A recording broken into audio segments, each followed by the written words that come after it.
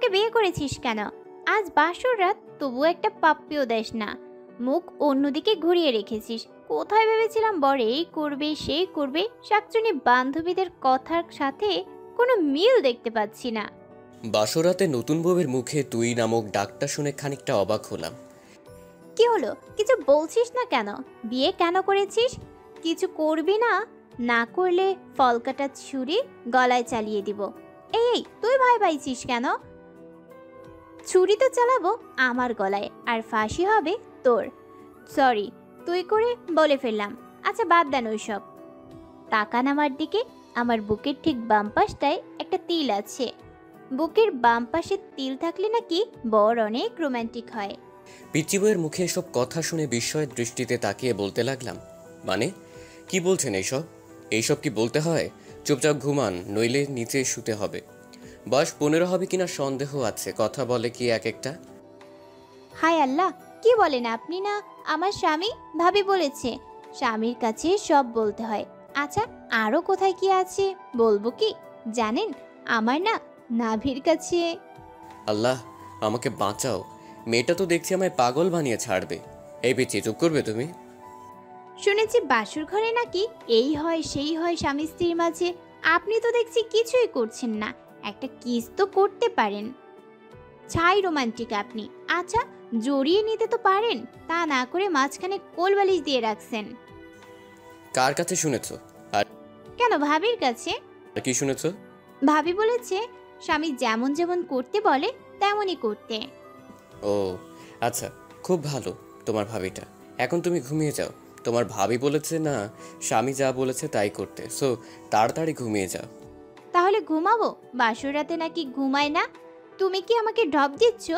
আচ্ছা, কোলবালিশটা সরাও, মাঝখানে ইন্ডিয়া পাকিস্তান করে রাখছো। এই পিচ্চি চুপ করবে? আমার জীবনটা নরক বানাতে এসেছে, ঘুমাও বলছি।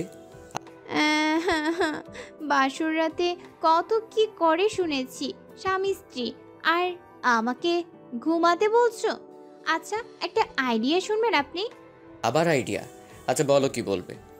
বাসর রাতে কি কি করে আপনি বলেন, আমি সব করব। আইডিয়াটা চমৎকার না? এই কতবার বলবো তোকে স্ত্রী হিসেবে মানি না, তারপরও এত প্যাচ প্যাচ করস কেন? আপনি না মানলে কি হবে? আমি আপনাকে মনে প্রাণে স্বামী হিসেবে মানি। বাঙালি মেয়েদের একবারই বিয়ে হয়। যখনই আল্লাহ তাআলার কালাম পড়ে 3বার কবুল বলেছি, তখন থেকে আপনাকে স্বামী হিসেবে গ্রহণ করেছি। শুধু ইহকাল নয়, পরকালেও আপনাকে স্বামী হিসেবে আল্লাহর কাছে চাইব। আচ্ছা এখন তুমি ঘুমাবে নাকি নিচে নামিয়ে দিব যত সব? জীবনটাই শেষ করে দিয়েছে।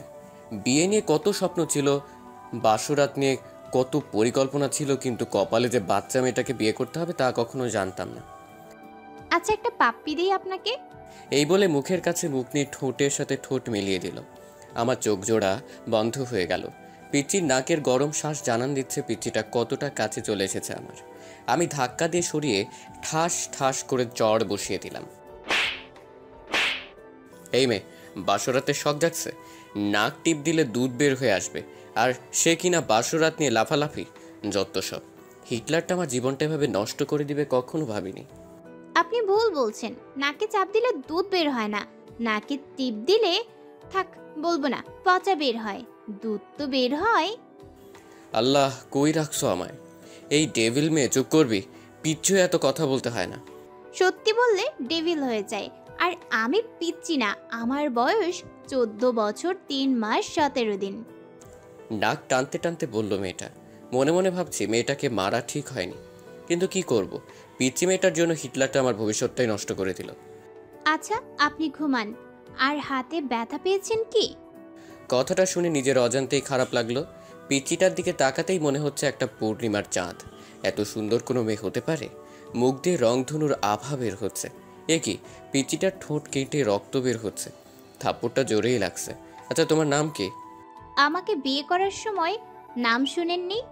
তোমাকে বিয়ে করার কোনো ইচ্ছেই ছিল না, হিটলারটার জন্য বিয়ে করেছি। এখন নাম কি বলবে? এখন বলে লাভ নেই, বিয়ে করে ফেলেছেন। শোনেন, আমার নাম কারিমা জাহান কথা। আচ্ছা কথা, সরি।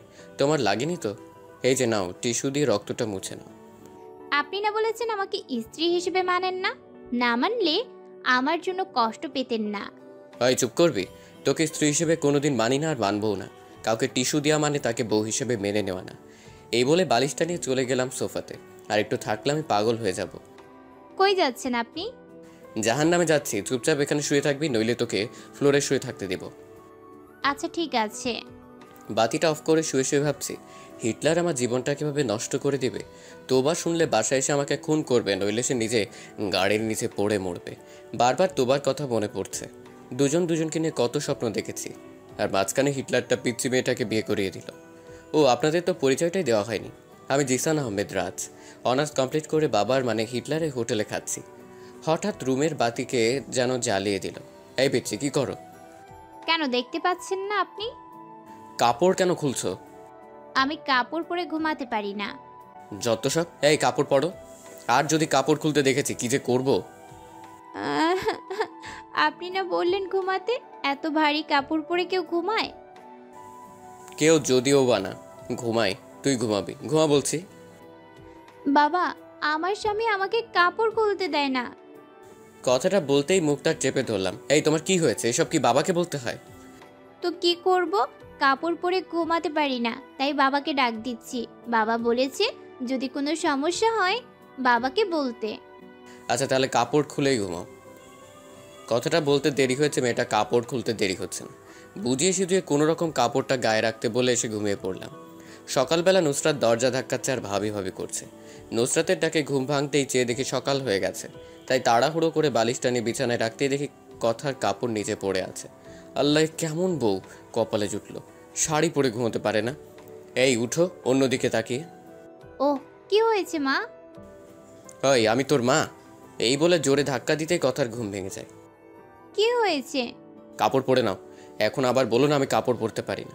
আহ, আমি সত্যি কাপড় পরতে পারি না, আপনি পরিয়ে দেন। আমি পড়াতে পারি না। বড় বড় কথা বলতে তো পারো, আমি ছোট না। কাপড়টাই পরতে পারো না। আর হ্যাঁ, কাপড় পরাতে পারলেও আমি তোমাকে কাপড় পরিয়ে দিব না, নিজে পরে নাও। বাবা, ও বাবা, আপনার ছেলে আমাকে শাড়ি পরিয়ে দেয় না। সাথীর মুখে সুইসাইডের কথা শুনে থমকে গেলাম। মনে হচ্ছে কেউ যেন আমার বুক থেকে কলিজাটা বের করে নিচ্ছে। কি বলবো কিছু ভাবতে পারছি না। সাথীকে বললাম কিভাবে কথার সাথে বিয়ে হয়েছে আমার। সাথীকে বললাম ওই মেয়েকে কাবিনের 6 লক্ষ টাকা দিয়ে আগামী 6 মাসের মাঝেই ডিভোর্স দিয়ে দিব বলে সাথীকে একটা পাপ্পি দিয়ে ফোনটা রেখে দিলাম। পেছন দিকে তাকাতেই দেখি পিচ্চিটা আবার পিছনে দাঁড়ানো, চোখ থেকে অশ্রু গাল গড়িয়ে পড়ছে। আমি ফিরে তাকাতেই দৌড়ে রুমে গিয়ে দরজা লক করে দিল। যাওয়ার আগে বলে গেল সে জীবন রাখবে না। আমি যাওয়ার আগেই দরজা লক করে দিল পিচ্চিটা। খুব ভয় হচ্ছে। দরজার কাছে গিয়ে বললাম প্লিজ আমার পিচ্চি বউ দরজা খুলো। আর অমন কথা বলবো না, খুব কষ্ট হচ্ছে। মনে মনে ভাবলাম মা বাবাকে ডাক দেয়, পিচ্চিটা যদি কিছু করে ফেলে। যখনই মাকে ডাক দিব তখনই পিচ্চিটা দরজা খুলে বলল, কি বললা? আমি তোমার পিচ্চি বউ? তুমি কি করে ভাবলে আমি সুইসাইড করবো? আর ওই শাকচুন্নিটা তোমার সাথে ঘর করবে? আমি তোমায় ছাড়ছি না। তবে আমি সব শ্বশুরকে বলে দিব। বলবো তুমি এক শাকচুন্নিকে বলছো তুমি তাকে বিয়ে করবে, আমাকে ডিভোর্স দিবে। আরে না, মজা করছি। আমার বউটা কত কিউট। আহ, মিথ্যা গুছিয়ে বলতে হয়। আমাকে ঢপ দিচ্ছ, আমি বাবাকে ঠিকই বলে দিব। প্লিজ কথা বলো না। বলবো না, তবে একটা শর্ত আছে। কিসের শর্ত? আমাকে 5 মিনিট কিস করতে হবে। What case? না, লিপ কিস। সম্ভব না, প্লিজ পাগলামো করো না। কি করব? আমি না তোমার বউ? বাসুরাতে কিছু করছো? না বিড়াল মারছো? না অন্য কিছু? একটা বিড়াল ধরে মারলে কি এমন ক্ষতি হতো? ভাবি তো বলে দিল ঠিক মতো বিড়াল মারতে। এখন আবার লিপ কিসও করতে চাচ্ছ না? আমি ছোট বলে ঠকাচ্ছ? আমি বাবাকে সব বলে দিব। বলবো যে তুমি... আচ্ছা বলছি। বাবা, ও বাবা। কথাটা বলার আগে অনিচ্ছা সত্ত্বেও নিজেকে বাঁচাতে পিচিটার ঠোঁটের সাথে ঠোঁট মিলিয়ে দিলাম। চোখ জোড়া বন্ধ হয়ে আছে। পিচিটা শক্ত করে জড়িয়ে ধরে আছে আমায়। আমি ছাড়াতে চেয়েও ছাড়াতে পারছি না। হঠাৎ দরজার বাহির থেকে জান্নাত ডাকছে। জান্নাত দরজা ধাক্কা দিয়ে মেরে খোলার সাথে সাথেই কথাকে নিজের কাছ থেকে ছাড়িয়ে নিলাম। জান্নাত বলল যে বাবা আমাকে আজ অফিস যেতে বলেছে। জান্নাতকে বললাম বাবাকে বললো আমি অফিস যাচ্ছি। বাসা থেকে বের হয়ে স্বস্তির নিঃশ্বাস নিলাম। পিচিটার হাত থেকে বাঁচলাম। গাড়িতে থাকা অবস্থায় একটা মেসেজ আসলো। মেসেজে লেখা, ইমুতে আসো। ইমুতে গিয়ে দেখি সাথী হাত কেটে পিক দিয়েছে। সাথে সাথে ফোন দিলাম। কতক্ষণ রিং হওয়ার পর ফোন ধরলো সাথী। এই পাগলি, এমনটা কেউ করে? আমি কাকে নিয়ে বাঁচবো? আমি যে তোমাকে ছাড়া বাঁচবো না। কি করব? তোমার বউ হয়ে তোমার বাড়িতে আমার যাওয়ার কথা ছিল। নিজের ভালোবাসা মানুষ অন্যের বুকে, যাকে নিজের থেকে বেশি ভালোবাসতাম, আজ সে আমার না। কেন যে আল্লাহ আমাকে এইসব দেখার জন্য বাঁচিয়ে রেখেছে। আমি সত্যি বাঁচতে চাই না রাজ। এই জীবনে তোমাকে পাবো না, সেই জীবন রেখে কী লাভ বলো? প্লিজ থামবে তুমি? আমার যা সহ্য হচ্ছে না। তুমি আজ বিকেলে প্লিজ আমার সাথে পার্কে দেখা করো। আচ্ছা, 4টায় দেখা করব। এদিকে অফিস শেষ করে 4টায় পার্কের দিকে রওনা দিলাম। পার্কে গিয়ে দেখি সাথী নীল শাড়ি পরে বসে আছে। সাথীর পাশে গিয়ে বসলাম। বাতাসে সাথীর চুল থেকে মাতাল হাওয়া আসছে। আমার বসা দেখে সাথী আমার দিকে চেয়ে কেঁদে দিল। সাথীর চোখ থেকে টুপটুপ করে পানি পড়ছে। মনে হচ্ছে আমার হৃৎপিণ্ডে রক্তক্ষরণ হচ্ছে। সাথীর কাজল কালো চোখ জোড়া চোখের পানিতে লেপ্টে যাচ্ছে। চোখগুলি ফুলে গিয়েছে। হাতের দিকে তাকাতেই কলিজাটা কেঁপে উঠল। সাথী হাতে ব্যান্ডেজ, বুঝতে বাকি রইল না যে এটা সাথীর পাগলামি। চোখ দিয়ে অনবরত পানি আসছে। কিভাবে ভুলবো 3 বছরের ভালোবাসা? তুমি কাঁদছো কেন? তুমি না আমার প্রাণ, আর কত কষ্ট দেবে জানো? যখন শুনেছি তোমার বিয়ে হয়ে গেছে, মনে হয়েছিল প্রাণটা কেউ বের করে নিচ্ছে। কত স্বপ্ন দেখেছিলাম তোমাকে নিয়ে, সব আজ শেষ। আমায় একটু বুকে নেবে? সাথীর বলতে দেরি হয়েছে, পাগলামিটাকে শট করে জড়িয়ে নিতে দেরি হয়নি। বুকটা কেমন যেন ভেজা ভেজা লাগছে। পাগলিটা চোখের পানিতে গায়ের শার্টটা ভিজে যাচ্ছে। পাগলিটা এমনভাবে জড়িয়ে ধরে আছে, মনে হচ্ছে ছোট্ট বাচ্চা ভয় পেলে যেভাবে আঁকড়ে ধরে থাকে সেভাবে জড়িয়ে আছে আমায়। এভাবে কিছুক্ষণ জড়িয়ে ধরে থাকার পর বললাম, কি হলো, আর কতক্ষণ জড়িয়ে ধরে থাকবে আমায়? সবাই ফ্যাল ফ্যাল করে তাকিয়ে আছে আমাদের দিকে। কি করব? তোমার বুকটাই যে আমার ঠাঁই। জানো রাজ, প্রতি রাতে স্বপ্ন দেখতাম তোমায় নিয়ে, কতটা বাসতাম তোমায়। কিন্তু আজ তুমি অনেক কাছে থেকেও অনেক দূরে। রাজ, আমার কপালে একটা চুমু দেবে? খুব কাছে পেতে ইচ্ছে করে তোমায়, দাও না। আবারও বুকে টেনে নিয়ে কপালে আলতো করে ভালোবাসার পরশ এঁকে দিলাম। আচ্ছা রাজ, তুমি না বলেছো ওই মেয়েকে ডিভোর্স দেবে? হ্যাঁ। তাহলে আমার মাথা ছুঁয়ে কসম করো ওকে ডিভোর্স দেবে। যদি ডিভোর্স না দাও তাহলে আমার মরা মুখ দেখবে। সাথীর কথাটা যেন কলিজাতে গিয়ে বিঁধল। নিজের অজান্তেই সাথীর মাথায় হাত রেখে ওয়াদা করলাম কথাকে ডিভোর্স দিব। কথাটা বলার সময় পিচ্চির মুখটা বারবার চোখের সামনে ভেসে উঠছিল। এদিকে সাথীকে ওর বাসায় পৌঁছে দিয়ে ফোনটা বের করে দেখি 73টা মিস কল। ফোন সাইলেন্ট ছিল তাই বুঝতে পারিনি। এদিকে সন্ধ্যায় বাসায় এসে দেখি কথা কোথাও নেই। মা বললো ফ্রেশ হয়ে আসতে। ফ্রেশ হওয়ার জন্য যখনই বাথরুমের দরজা ধাক্কা দিয়েছি তখনই এক চিৎকার। ও মা গো, ভূত! কথার দিকে তাকাতেই দেখি পিচ্চিটা শাওয়ার নিচ্ছে, শরীরে কাপড় নেই। এক দৌড়ে বাথরুম থেকে বের হয়ে সোজা রুমে গিয়ে বসে আছি। কিছুক্ষণ পর দেখি পিচ্চিটা ভেজা চুলে আয়নার সামনে গিয়ে বসলো। শাড়িটা কোনো রকম শরীরে পেঁচিয়েছে। আমার শরীরটা রাগে ফাটতেছে। বাথরুমের ঘটনার কথা মনে করে তাই গিয়ে জিজ্ঞেস করলাম, ওই পিচ্চি মেয়ে, বাথরুমে শাওয়ার নিলে দরজা লক করে নিতে হয় না? নিতে হয় তো। আমি তো জান্নাতকে বলেই দিয়েছি আমি দরজা বন্ধ করে শাওয়ার নিতে পারি না, ভয় হয়। আর ওকে পাহারা দিতে বলেছি যেন কেউ না আসে। মনে মনে বলছি, এই জন্যই তো ডেভিল বোনটা ওয়াশরুমে যেতে দেখে মুচকি মুচকি হাসলো। এদিকে পিচিটার দিকে চেয়ে দেখি পিচিটা চোখে কাজল দিতে গিয়ে চোখের নিচে লেপ্টে ফেলেছে। যতটা না রাগ হচ্ছে তার চেয়ে বেশি হাসি পাচ্ছে। এই গোমরা মুখ, হাসো কেন? আমি কি করব? কখনো কোনোদিন সাজিনি। কিন্তু তুমি আমাকে আদর করো না, ভালোবাসো না, তাই আমার লক্ষ্মী ননদিনীটা আমাকে এভাবে সাজতে বলেছে।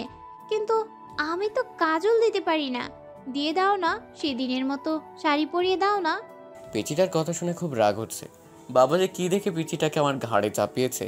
এই পিচি আরেকবার শাড়ি এবং কাজল দিয়ে দেওয়ার কথা বললে ঘর থেকে বের করে দিব। পিচিটা কথাটা শুনে কান্না করে দিল। হেঁচকি দিতে দিতে বলল, আমাকে তাড়িয়ে দিও না। তুমি তাড়িয়ে দিলে আমি কোথায় যাব? আমার যে কেউ নেই তুমি ছাড়া। আমি রুম থেকে বের হয়ে গেলাম। মা খাবার বেড়ে দিলে যখনই খাবার মুখে দিব তখনই বলল, রাজবাবা, কথা মাটা খায়নি, কথা বলছিল তুই আসলে খাবে। জানিস বাবা, ছোট মেয়ে তো, সারাদিন এত করে বলার পরও কিছু খায়নি। পেটের মুখের দিকে তাকানো যায় না, ওকে নিয়ে একসাথে খা। মার কথা শুনে অজান্তেই মনটা খারাপ হয়ে গেল।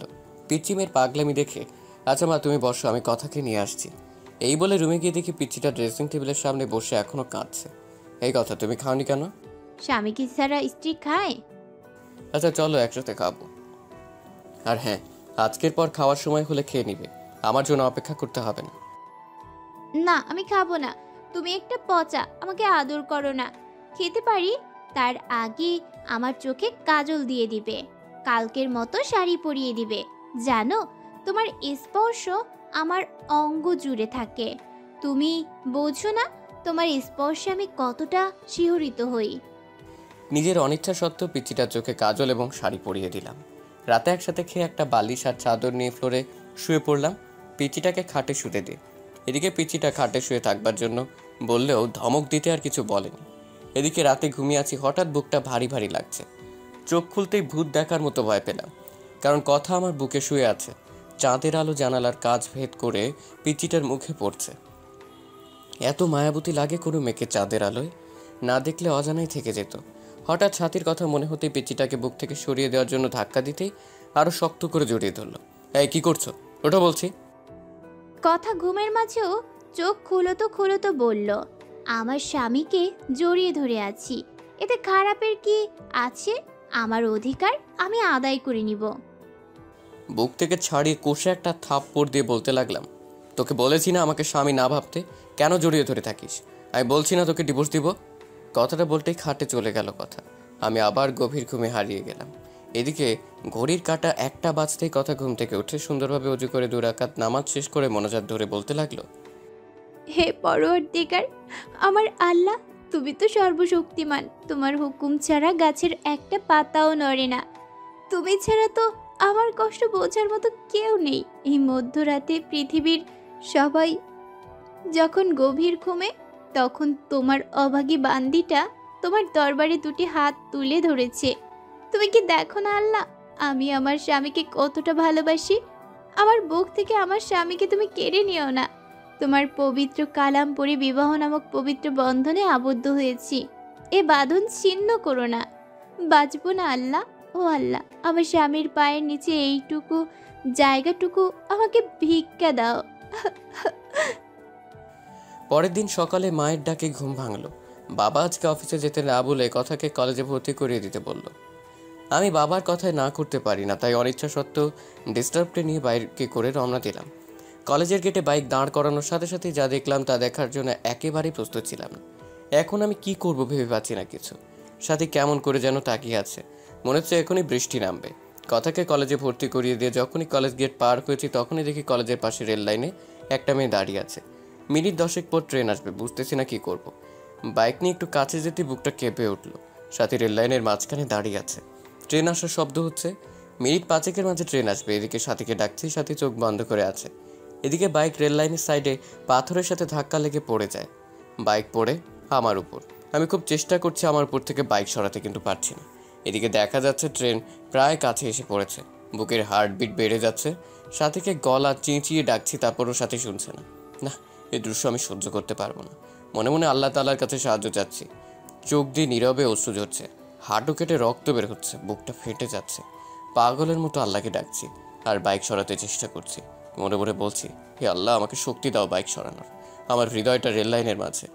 হ্যাঁ, পরম করুণাময়, রহম করো তোমার বান্দাকে। আর বাইক সরানোর জন্য চেষ্টা করছি। এদিকে আল্লাহর নাম নিয়ে বাইক ধাক্কা দিতে বাইক সরেছে। এদিকে ট্রেন প্রায় কাছে এসে পড়েছে। দৌড়ে গিয়ে সাথীকে রাস্তা থেকে সরিয়ে বুকে জড়িয়ে নিলাম। সাথী কাঁদছে, এখনো হাঁটু থেকে রক্ত বের হচ্ছে।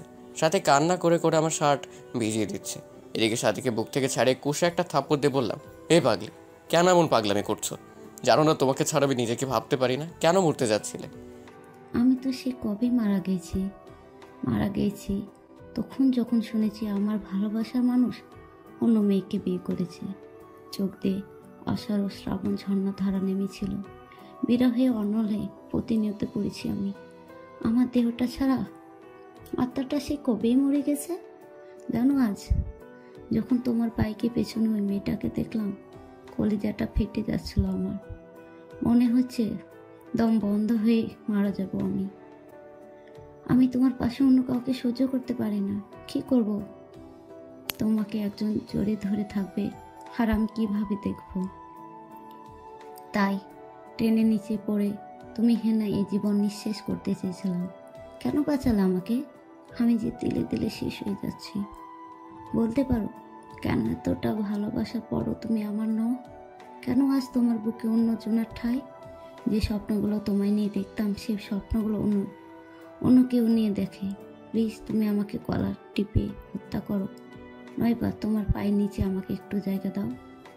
জানো রাজ, তুমি বিয়ে করার পর একটা রাতও আমি ঘুমাতে পারি না। প্রতি রাতে কেঁদে কেঁদে বালিশ ভিজিয়েছি। তোমার বুকে একটু জায়গা দেবে? একটু জোরে নাও না প্লিজ। সাথীর মুখে এমন কথা শুনে বুকের বা পাশটা চিনচিনে ব্যথা করছে, চোখ দিয়ে টুপটাপ করে পানি গালবে গড়িয়ে পড়ছে। কিছু ভাবতে পারছি না, খুব ইচ্ছে করছে সাথীকে জড়িয়ে ধরে বলি, সাথী খুব ভালোবাসি তোমায়, নিজের থেকেও বেশি। মনে হচ্ছে কথাটা বললে বুকের ব্যথাটা কমবে, তাই সাথীকে হ্যাচকা টান দিয়ে শক্ত করে বুকে জড়িয়ে নিলাম। কপালে একটা চুমু দিয়ে বললাম, বড্ড ভালোবাসি, খুব বেশি ভালোবাসি তোমায়, হয়তো নিজের জীবনের চেয়ে বেশি। পাগলিটা কেঁদে কেঁদে শার্ট ভিজিয়ে ফেলছে। পাগলিটা আরও শক্ত করে জড়িয়ে ধরে যাচ্ছে আমায়। এদিকে সাথীকে বললাম, খুব শীঘ্রই আমরা বিয়ে করছি, কথাকে খুব তাড়াতাড়ি ডিভোর্স দিচ্ছি। সাথী ডিভোর্সের কথা শুনে আবারও জড়িয়ে ধরে কপালে চুমু দিয়ে বলে গেল। এদিকে ফোনের দিকে তাকিয়ে দেখে 2টো বেজে গেছে, তার মানে 30 মিনিট আগে কলেজ ছুটি হয়ে গেছে। তাড়াতাড়ি বাইক স্টার্ট দিয়ে কলেজের সামনে যেতে অবাক হয়ে গেলাম। অনেকগুলো মেয়ে জমা হয়ে আছে। কাছে গিয়ে দেখি কথা ছোট বাচ্চার মতো গাচ্ছে।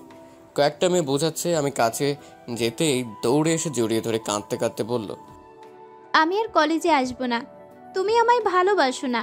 কখন কলেজ ছুটি হয়েছে, ছেলেরা কিরকমভাবে আমার দিকে তাকায়, আমার ভয় লাগে না? সবাইকে বলে দিছি, আমার দিকে তাকালে চোখ তুলে ফেলবে আমার বর। ঠিক বলেছি তো? সবাই হাসছে মুখ ধরে। পাশ থেকে একটা মেয়ে বলে ফেললো, ভাইয়া, পৃথিবীতে খুব কম ছেলেরাই আপনার স্ত্রীর মতো বউ পায়। একটা মেয়ে যে স্বামীকে এত ভালোবাসতে পারে। সারাটা দিন ক্লাসের মাঝে আপনার কথাই বলেছে। আপনি নিতে আসতে দেরি করছেন বলে ছোট ছোট বাচ্চাদের মতো কান্না করছে, হাসিও পাচ্ছে আবার কান্নাও আসছে। এখনকার যুগে এমন মেয়েও পাওয়া যায়। এদিকে কথাকে বাইকে উঠাতেই শক্ত করে জড়িয়ে ধরলো। মনে হচ্ছে খুব ভয় পাচ্ছে। কথাকে বাসায় নিয়ে আসার পর মাকে কান্না করে করে সব বলল। রাগে আমার শরীর ঘ্যান ঘ্যান করছে।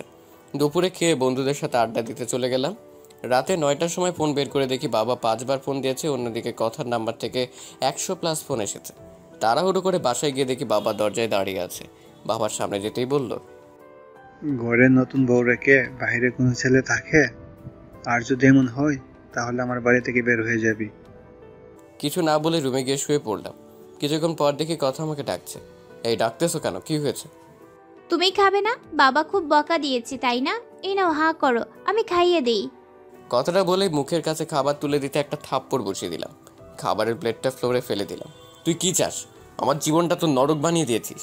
আমার বুক থেকে আমার ভালোবাসার মানুষটাকে সরিয়েছিস। এখন আমার বাবার কাছ থেকে আমাকে দূরে সরিয়ে আমার সমস্ত সম্পদ তোর করার প্ল্যান করছিস। আমি তোকে এই মাসেই ডিভোর্স দিব।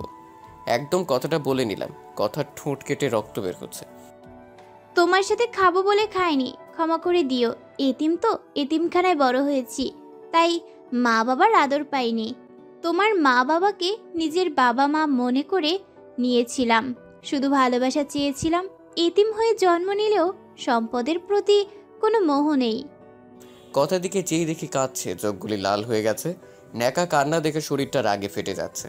দুই নয়নে দেখতে মন চাচ্ছে না কথাকে। এই এতিম মেয়েটার জন্যই আজ সাথী মরতে বসেছিল। এই তুই এখানে কাঁদবি? প্লিজ তোর অলক্ষণে চেহারা নিয়ে আমার চোখের সামনে থেকে দূর হয়ে যা প্লিজ। কথাটা বলে শুয়ে পড়লাম। এদিকে কথা সুন্দর করে অজু করে শ্বশুরের দেওয়া কোরআনটা পড়ে নামাজে দাঁড়িয়ে গেল। নামাজ শেষ করলো কেঁদে কেঁদে। নামাজ শেষ করে আজকেও মোনাজাত ধরে আল্লাহর কাছে অনেকক্ষণ কাঁদলো। মোনাজাত শেষ করে রুমে গিয়ে শুয়ে পড়লো। এদিকে ফজরের নামাজের আজান শুনে ঘুম ভাঙতেই অবাক হলাম। কথা মেয়েটাকে রাতে এত বকা দেওয়ার পরও জড়িয়ে ধরে শুয়ে আছে। মন চাচ্ছে ধাক্কা দিয়ে ফেলে দেই। হ্যাঁ, কি হচ্ছে, ওঠো। আর একটু ঘুমাই বলে আরো শক্ত করে জড়িয়ে ধরলো। এখন ধৈর্যের বাঁধ ভেঙে যাচ্ছে। জোরে ধাক্কা দিয়ে বিছানা থেকে ফেলে দিলাম। আহ করে চিল্লানি দিয়ে উঠলো। আমি বিছানা থেকে উঠে ফ্রেশ হয়ে এসে দেখি কথা খুঁড়িয়ে হাঁটছে। কথা মা, তোমার কি হয়েছে? খুঁড়িয়ে হাঁটছো কেন? মা, রাতে ঘুম থেকে উঠে পা জোরে ব্যথা পাচ্ছি। কথাটা বলে করুণভাবে আমার দিকে তাকালো। নিজেকে অপরাধী মনে হচ্ছে। পরের দিন বাবা আমাকে আর কথাকে হানিমুনে পাঠিয়ে দিল। আমি সাথীকে বলে সব রেডি করে রেখেছি। আমাদের সাথে সাথীও কক্সবাজার যাবে। সবাই জানবে আমি হানিমুন করতে যাচ্ছি, কথার সাথে কিন্তু না। আমি হানিমুন করব সাথীর সাথে। সাথীকে এসব বলে ফোন রাখতেই পেছন দিকে তাকাতে দেখি কথা সিলিং ফ্যানের সাথে ঝুলছে। এমন একটি ওড়না গলায় পড়ছে। বুকের ভিতর কেমন জানি চিনচিনে ব্যথা করতে লাগলো। দৌড়ে গিয়ে কথাকে একটা থাপ্পড় দিলাম। কি করছো এসব?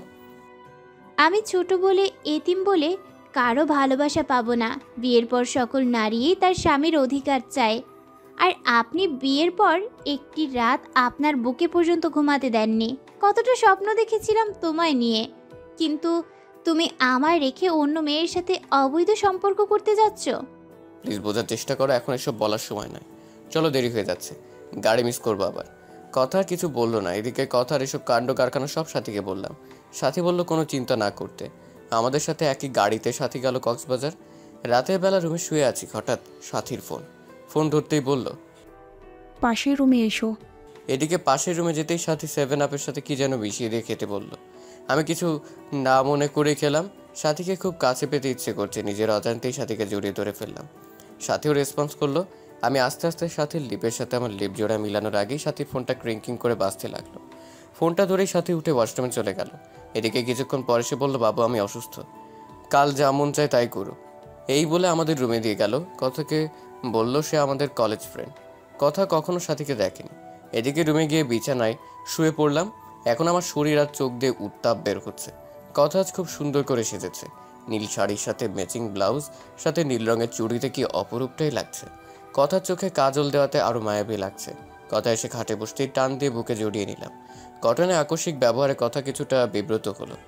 আপনাকে একটা কথা বলবো। বলো, কি বলবে? আপনার কাছে একটা জিনিস চাইবো, দেবেন তো আমাকে? আচ্ছা বলো, দেওয়ার মতো হলে দিব। টাকা লাগবে কি? না, আমার টাকা চাই না, আমার তো তোমাকে চাই। কি বলবে? না কিছু না। শোনো, তুমি কি আমাকে একটা কিউট মেয়ের মা বানাবে, যার নাম হবে তোমার নামানুসারে রাইসা? ইস, বাবুর মা হবার কথা বলে কিরকম লজ্জা পেয়েছে।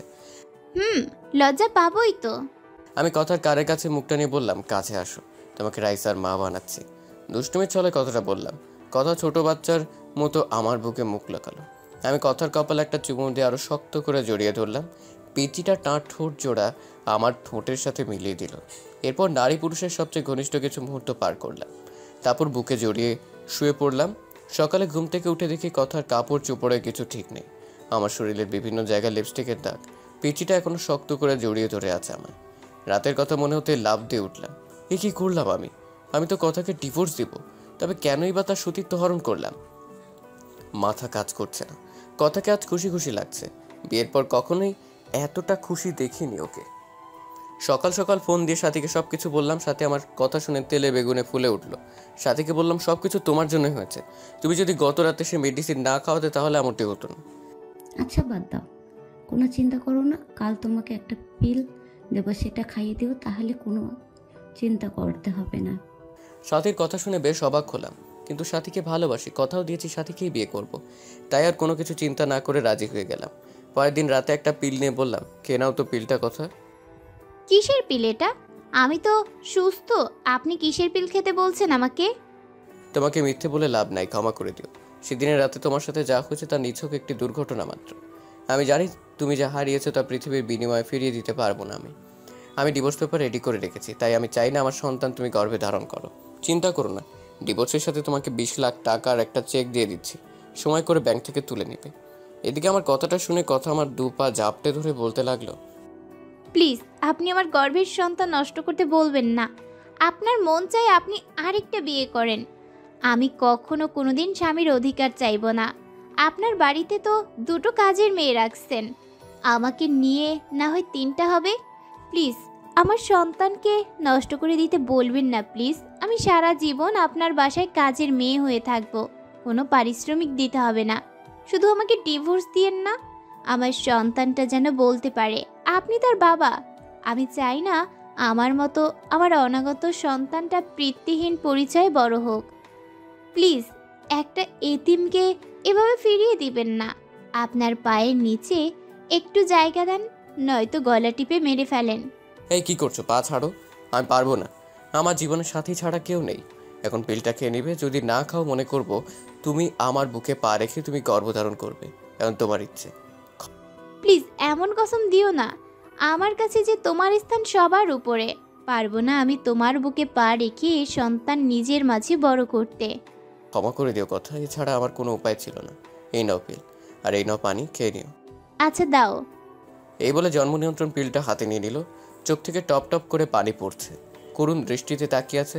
মনে মনে ভাবছে হয়তো আমি বলবো পিল খেতে হবে না কথা, কিন্তু না, আমি কোনো কথা বললাম না।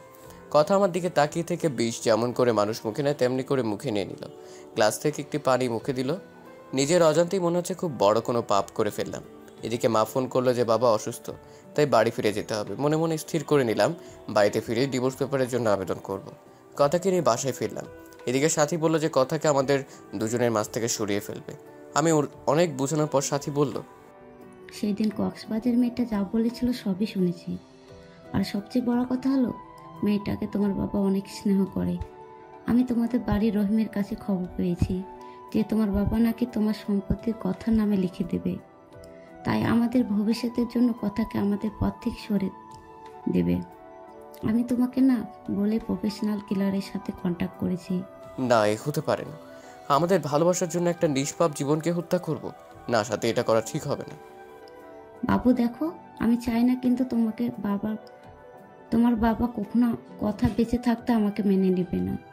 আর তোমাকে না পেলে আমি বাঁচব না। সত্যি মরে যাব। তুমি আমার নিঃশ্বাস, তুমি আমার প্রাণ। জানো, তুমি কথাকে বিয়ে করার পর একটি রাতও শান্তিতে ঘুমাতে পারিনি। এতটা ভালোবাসা পড়ো কেন আল্লাহ আমার মাঝে এত বড় দেয়াল তুলে দিল? প্লিজ তুমি আমাকে খুন করে ফেলো, নয়তো আমাকে তোমার বুকে টেনে নাও। তোমার বুকটাই যে আমার শেষ ঠিকানা। তোমার বুকে যে আমি শেষ নিঃশ্বাস ত্যাগ করতে চাই। প্লিজ কান্না করো না। আমি সব সইতে পারি, কিন্তু তোমার কান্না সহ্য করতে পারি না। তোমাকে যে বড্ড ভালোবাসি, কিন্তু আমাদের ভালোবাসার জন্য একটা নিষ্পাপ জীবনকে কেমনে সরিয়ে ফেলি? আল্লাহ কি ক্ষমা করবে আমাদেরকে? জানি এটা অন্যায়, কিন্তু এই ছাড়া আমাদের কোনো উপায় নেই। কথাটা বলে হাতটা নিয়ে সাথীর গলা চেপে মেরে ফেলতে বলল। প্লিজ কিলমি, আমাকে গলা চেপে মেরে ফেলো। তোমাকে ছাড়া বাঁচাতে পারবো না। জানো রাজ, মেয়েরা সব ভাগ দিতে পারে, তবে একটা ভাগ ছাড়া, তা হলো তার ভালোবাসার ভাগ। আমার সহ্য হয় না কথাকে। যে বুকে আমার থাকার কথা, সে বুকে সে মেয়েটা থাকে। যে স্বপ্ন তোমাকে নিয়ে দেখেছি, সেই স্বপ্ন পূর্ণ করছে সে মেয়েটা। আমাকে তুমি হত্যা করতে পারবে না তোমার সেই স্ত্রীর কথাকেও হত্যা করতে, কিন্তু তোমাকে আমার হত্যা করতে হবে না। তুমি হীনা, আমি এই জীবন দিয়ে কি করব? কথাটা বলে কাঁদতে কাঁদতে ব্লেড দিয়ে হাত পোঁচ দিল। হাত থেকে ফিরকি দিয়ে রক্ত বেরোতে লাগলো। সাথীর চোখ দিয়ে টুপটাপ করে পানি পড়তে লাগলো। সাথীর রক্ত দেখে নিজের কলিজার ফেটে যাচ্ছে। ঠাস করে চড় বসিয়ে দিলাম সাথীর গালে। আমার থাপ্পড়কে ফুপিয়ে কাঁদতে লাগলো। শক্ত করে জড়িয়ে ধরলাম সাথীকে শক্ত করে জড়িয়ে ধরে বলতে লাগলাম, কেন এভাবে পাগলামো করছো? তোমাকে ছাড়া আমি কেমনে বাঁচবো? কথাকে তাহলে খুব শীঘ্রই আমাদের মাঝ থেকে সরিয়ে আমার ময়না পাখিটাকে আপন করে নিব। বুকের ভেতর চাপা কান্নার আওয়াজ পেলাম। সাথীকে আমাকে ছেড়ে দিয়ে আমার কপালে ভালোবাসার স্পর্শ এঁকে দিলাম। সাথীকে বাসায় ড্রপ করে বাসায় আসতে দেখে কথা খাবার নিয়ে বসে আছে। রাত প্রায় 10টা। আমি কিছু না বলে শুয়ে পড়লাম। আপনি খাবেন না? কিছু খেয়েছেন? মন খারাপ আপনার? হ্যাঁ, বাইরে থেকে খেয়ে এসেছি। আর হ্যাঁ, মন খারাপ আমার। আর তার কারণ তুই। পিচিটার দিকে তাকিয়ে দেখি কাঁদবে ভাব। কম্বলটা টান দিয়ে শুয়ে পড়লাম। মাঝরাতে ঘুম ভাঙতে দেখি কেউ একজন শক্ত করে জড়িয়ে রেখেছে আমায়। চোখ খুলে দেখি পিচিটা আমার বুকে। চাঁদের আলো পিচিটার মুখে এসে পড়ছে। চুলগুলো রং পাল্টাচ্ছে। হঠাৎ নিচের দিকে তাকাতেই চোখ কপালে উঠল। পিচিটা শাড়ি খুলে নিচে ফেলে দিয়েছে। আমি জানি কথা শাড়ি পরে ঘুমাতে পারে না, কিন্তু 3 পিস তো পরে ঘুমায়, তাহলে আজ ইচ্ছে করে এমন করছে। আজ পিচিটাকে এত সুন্দর লাগছে। মাথার চুলগুলো কপাল পেরিয়ে মুখে এসে পড়ছে। মন চাচ্ছে ফু দিয়ে চুলগুলো কপাল থেকে সরিয়ে আলতো করে কথার কপালে ভালোবাসার পরম স্পর্শ এঁকে দিই। এ কি আমার গায়ে লিপস্টিকের দাগ? মনে মনে ভাবছি আজ মনে হয় পুরুষ দর্শন করেছে। আমার বুকে লিপস্টিকের দাগ দেখে বিস্মিত হলাম। কথার ঠোঁটের দিকে তাকিয়ে দেখি ঠোঁটে এক বিন্দু লিপস্টিক নেই। মনে মনে ভাবছি পিচিটা কি সর্বনাশ করছে। তবে আজ কেন পিচিটাকে এত সুন্দর লাগছে? মন চাচ্ছে সারা জীবনের জন্য আপন করে নিই। হয়তো কথা সৃষ্টি হয়েছে আমার জন্য, কিন্তু না, আমার বুকে সাথী ছাড়া কারো জায়গা নেই। আমার মন প্রাণ জুড়ে শুধু সাথী। তাই কথাকে কয়েকবার ডাক দিলাম, উঠলো না। তাই জোরে ধাক্কা দিতে চোখ কচলিয়ে উঠলো। আমি বললাম, কি ব্যাপার, আমার গায়ে লিপস্টিকের দাগ কেন? আর তুমি কেন আমার বিছানায় শুয়েছো? আমার না ভয় করছিল। আর রাতে আমি কিছুই করিনি, সব আপনি করছেন। আমি তো আপনার সাইডে ঘুমিয়েছিলাম। আপনি জোর করে বুকে টেনে নিয়েছেন। আপনাকে মনে করেছিলাম এমনি অনেক ভালো, কিন্তু ঘুমের ঘরে আপনি যে এত ডেভিল না, শুধু ডেভিলের বস। আমার লিপ কিস করেছেন, ঘাড়ে কিস করেছেন, বুকে কিস। এই চুপ, অসভ্য মেয়ে। আর কিছুক্ষণ পর বলবে আমার নাভিতে আরও কত জায়গায় করেছি, বলতে হবে না। আপনি ঘুমাননি তাহলে? সব জেগে থেকে ইচ্ছে করেই করেছেন। এই পিচি, চুপ করবে? মিথ্যে বলতে লজ্জা করে না? তোমার শাড়ি কে খুলেছে? শাড়ি কেন খাটে নিচে ফেলে রেখেছো? শাড়ি পরতে পারো না? বিয়ে করেছো কেন? আমি না হয় শাড়ি পরতে পারি না, নিজে তো লুঙ্গিটাও পরতে পারো না, আবার অন্যকে শাড়ি পরার কথা বলে। পিচ্চিটার কথা শুনে নিজের দিকে তাকাতেই চোখ বন্ধ করে ফেললাম। চাদরটা গায়ে জড়িয়ে কষে একটা থাপ্পড় দিলাম কথাকে। থাপ্পড়টা খেয়ে মাটিতে পড়ে গেল। আমার রাগ চরমে উঠে গেছে। রাগের মাথায় বলতে লাগলাম, তুই মরতে পারিস না? আমার জীবনটাকে নষ্ট করে দিয়েছিস। জন্ম নিয়েই তো মা বাবাকে খেয়েছিস, এখন আমাকেও নাকি খাবি? আর তোকে না বলছি ডিভোর্স দিব, তারপর কেন আমার বিছানায় আসিস? আর একদিন যদি আমার বিছানায় আসিস তাহলে প্রয়োজনে তোকে খুন করে জেলে যাব। আপনাকে খুব কষ্ট দিয়েছি তাই না? আপনার কোথাও লাগেনি তো? আপনার হাতে কি ব্যথা পেয়েছেন? জানেন আল্লাহ কেন যে আমাকে বাঁচিয়ে রেখেছে? ছোটবেলায় অনাথ আশ্রমে বড় হয়েছি, দেখিনি মায়ের মুখ। মা ডাকটাও কখনো ডাকতে পারিনি বাবার কাছে আদরের সুরে কিছু চাইতে। কখনো বাবার কাঁধে চড়ে ঘুরতে পারিনি, পারবই বা কিভাবে? বাবাকে তো কখনো দেখিনি। আর এখন এসেছি আপনাকে জ্বালাতে। জানেন আত্মহত্যা মহাপাপ, সেই জন্যই হয়তো বেঁচে আছি। তা না হলে কখনো আপনার পথের কাটা হতাম না। আপনার বাড়ির দাসী করে রেখে দিয়েন, পারিশ্রমিক হিসেবে সকাল বিকাল রাতে এভাবে থাপ্পড় দিয়েন, তবুও তো দাসী হয়ে আপনার হাতের স্পর্শটা পাবো। আমি কি করব? ভয় পাই তো, তাই আপনার বুকটাকে নিরাপদ মনে করে শুয়েছিলাম। ক্ষমা করে দিবেন এই এতিমটাকে। নিচের দিকে তাকিয়ে কথাগুলো বলতেছিল, আর চোখ থেকে আষাঢ়ে শ্রাবণ ঝর্ণা ধারায় মতো জল গড়িয়ে পড়ছে চোখ থেকে। পিচ্চিটার কথা শুনে নিজের কাছেই খুব খারাপ লাগছে। এভাবে মারাটা ঠিক হয়নি। সবচেয়ে খারাপ লাগছে যখন দেখলাম পিচ্চিটার ঠোঁট কেটে রক্ত পড়ছে। পরদিন মা বাবা জান্নাতকে নিয়ে নানি বাড়ি চলে গেলে সাথীকে ফোন দিলে সাথী বাড়িতে আসে। এদিকে সাথী আজ পিঙ্ক কালারের একটা শাড়ি পরেছে, হালকা লিপস্টিকের সাথে চুলগুলো ছেড়ে দিয়েছে। সাথী আসলেই সাথীকে নিয়ে বেডরুমে ঢুকে পড়ে। কথা অবাক নয়নে তাকিয়ে আছে, চোখটা ছলছল করছে। মনে হচ্ছে কখন জানি বৃষ্টি নামবে। কি হলো, দরজায় দাঁড়িয়ে আছো কেন? আজ তুমি জান্নাতের রুমে থাকবে, আর আজ রাতে আমাদের এই রুমে আসবে না বিরক্ত করতে। আর হ্যাঁ, আমাদের দুজনের জন্য খাবার দিয়ে যেও। এদিকে কথা আমার মুখের দিকে তাকিয়ে মাথা নাড়িয়ে হ্যাঁ সূচক জবাব দিল। কথা চলে গেল। সাথে এসে জড়িয়ে ধরে বলতে থাকে, কবে যে পাবো তোমায় সারা জীবনের জন্য, কবে তোমার বুকে মাথা রেখে ঘুমাবো। এদিকে আমার হাতটা সাথীর স্পর্শকাতর জায়গায় সাথীর নিঃশ্বাস ভারী হয়ে আসছে। ঠোঁটজোড়া সাথীর ঠোঁটজোড়াকে আবদ্ধ করে ফেলবে ঠিক তখনই কথা খাবার নিয়ে রুমে ঢুকে পড়ে, কোনো প্রকার নক না করে। আমি সাথীকে ছেড়ে দিই। কথার দিকে তাকিয়ে বুঝতে পারলাম কাঁদছে। কথা ভাবিনি আমি এতটা নিচে নেমে যাব, কিন্তু কথা জানতো না আমার কলিজার টুকরা হচ্ছে সাথী। সাথী আমার জীবন মরণ, আমার ভালোবাসা সব সাথীর জন্য। কথা খাবার রেখে চলে গেল, চোখ দিয়ে পানি পড়ছে। দেখা গেল কথার। এদিকে সাথীর সাথে গল্প করতে করতে কখন যে আমি আর সাথী ঘুমিয়ে যাই খেয়াল নেই। সাথীর সাথে ফিজিক্যালি রিলেশন করতে চাইলেও সাথী বিয়ের পরের কথা বলে। আমরা সিদ্ধান্ত নিয়েছি 1 সপ্তাহ পর বিয়ে করব, তাই আর জোর করিনি। এদিকে মাঝরাতে কারো চাপা কান্নার আওয়াজে ঘুম ভেঙে যায়। চোখ খুলতেই দেখি সাথী আমার বুকে। সাথীকে বুক থেকে সরিয়ে কান্নার আওয়াজ কোথা থেকে আসছে তা দেখার জন্য রুমের বাইরে বের হতেই যা দেখলাম তা দেখার জন্য একেবারেই প্রস্তুত ছিলাম না। কথা জায়নামাজে বসে আছে, দেখে মনে হচ্ছে মোনাজাত ধরে আছে। মাঝে মাঝে ফুপিয়ে কান্নার আওয়াজ আসছে রুম থেকে। আমি আর একটু কাছে যেতেই শুনলাম কথা বলছে, হে আল্লাহ, আমার পরম করুণাময় আল্লাহ তাআলা, তোমার দরবারে 2টি হাত তুলে ধরেছি। আল্লাহ, শুনেছি মাঝরাতে নাকি তুমি প্রথম আসমানে এসে বান্দাদের ফরিয়াদ শুনো। আচ্ছা আল্লাহ, এতিম বলি কি আমার ফরিয়াদ শুনবে না? জানো আল্লাহ, দুনিয়াতে মানুষ কষ্ট পেলে মা বাবাকে বলে, তুমি তো আমার মা বাবাকেও উঠিয়ে নিয়েছো। তুমি ছাড়া যে আসমানের উপরে জমিনের নিচে কেউ নেই আমার। শুনতে পাচ্ছ কি আমার কথা? দুনিয়াতে সন্তান কান্না করে দিলে মা দৌড়ে আসে, সন্তানকে কোলে তুলে নিয়ে গালে মুখে চুমু দিয়ে বলে, কি হয়েছে আমার লক্ষ্মী সোনা, কাঁদে না। হে আল্লাহ, তুমি তো দুনিয়ার মায়েদের চেয়ে লাখো কোটি গুণ তোমার বান্দাদের বেশি ভালোবাসো। তুমি তো সব দেখো হে মাবুদ। আমার স্বামী আজ অন্যের বুকে শুয়ে আছে, আমার কলিজাটা ফেটে যাচ্ছে। আল্লাহ, আমার মা বাবাকে তুমি তোমার কাছে নিয়ে নিলে আমায় কেন রেখেছো? আমাকে কষ্ট দিতে তোমার যদি ভালো লাগে আরও দাও কষ্ট।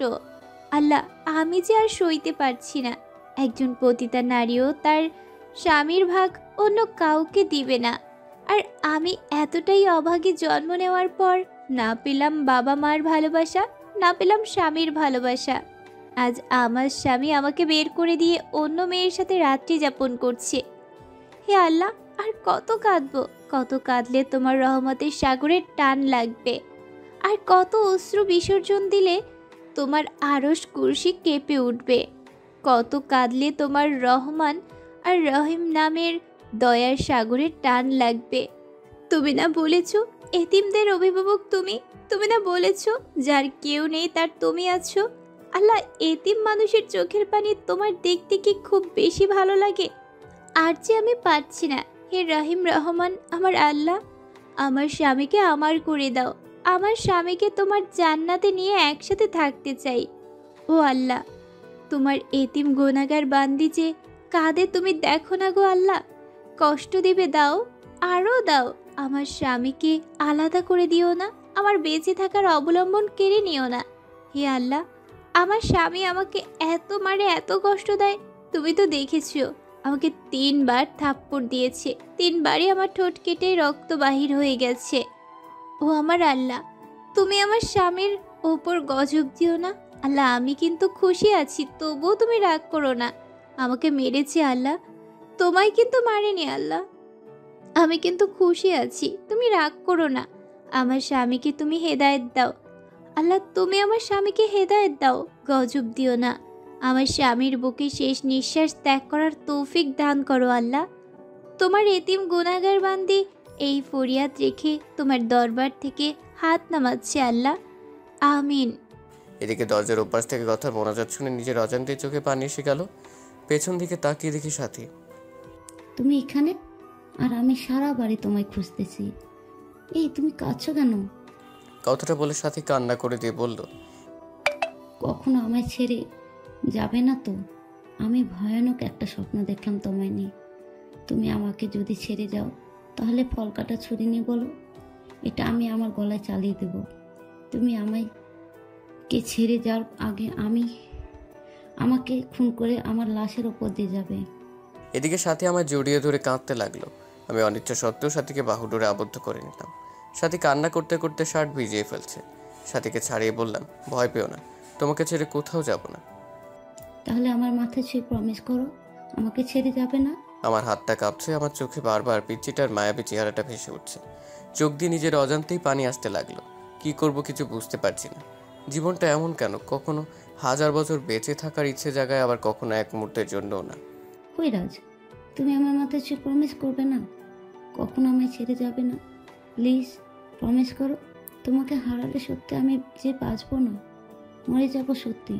প্লিজ প্রমিস করো, নয়তো ছুরিটা আমার গলায় চালিয়ে দেবো।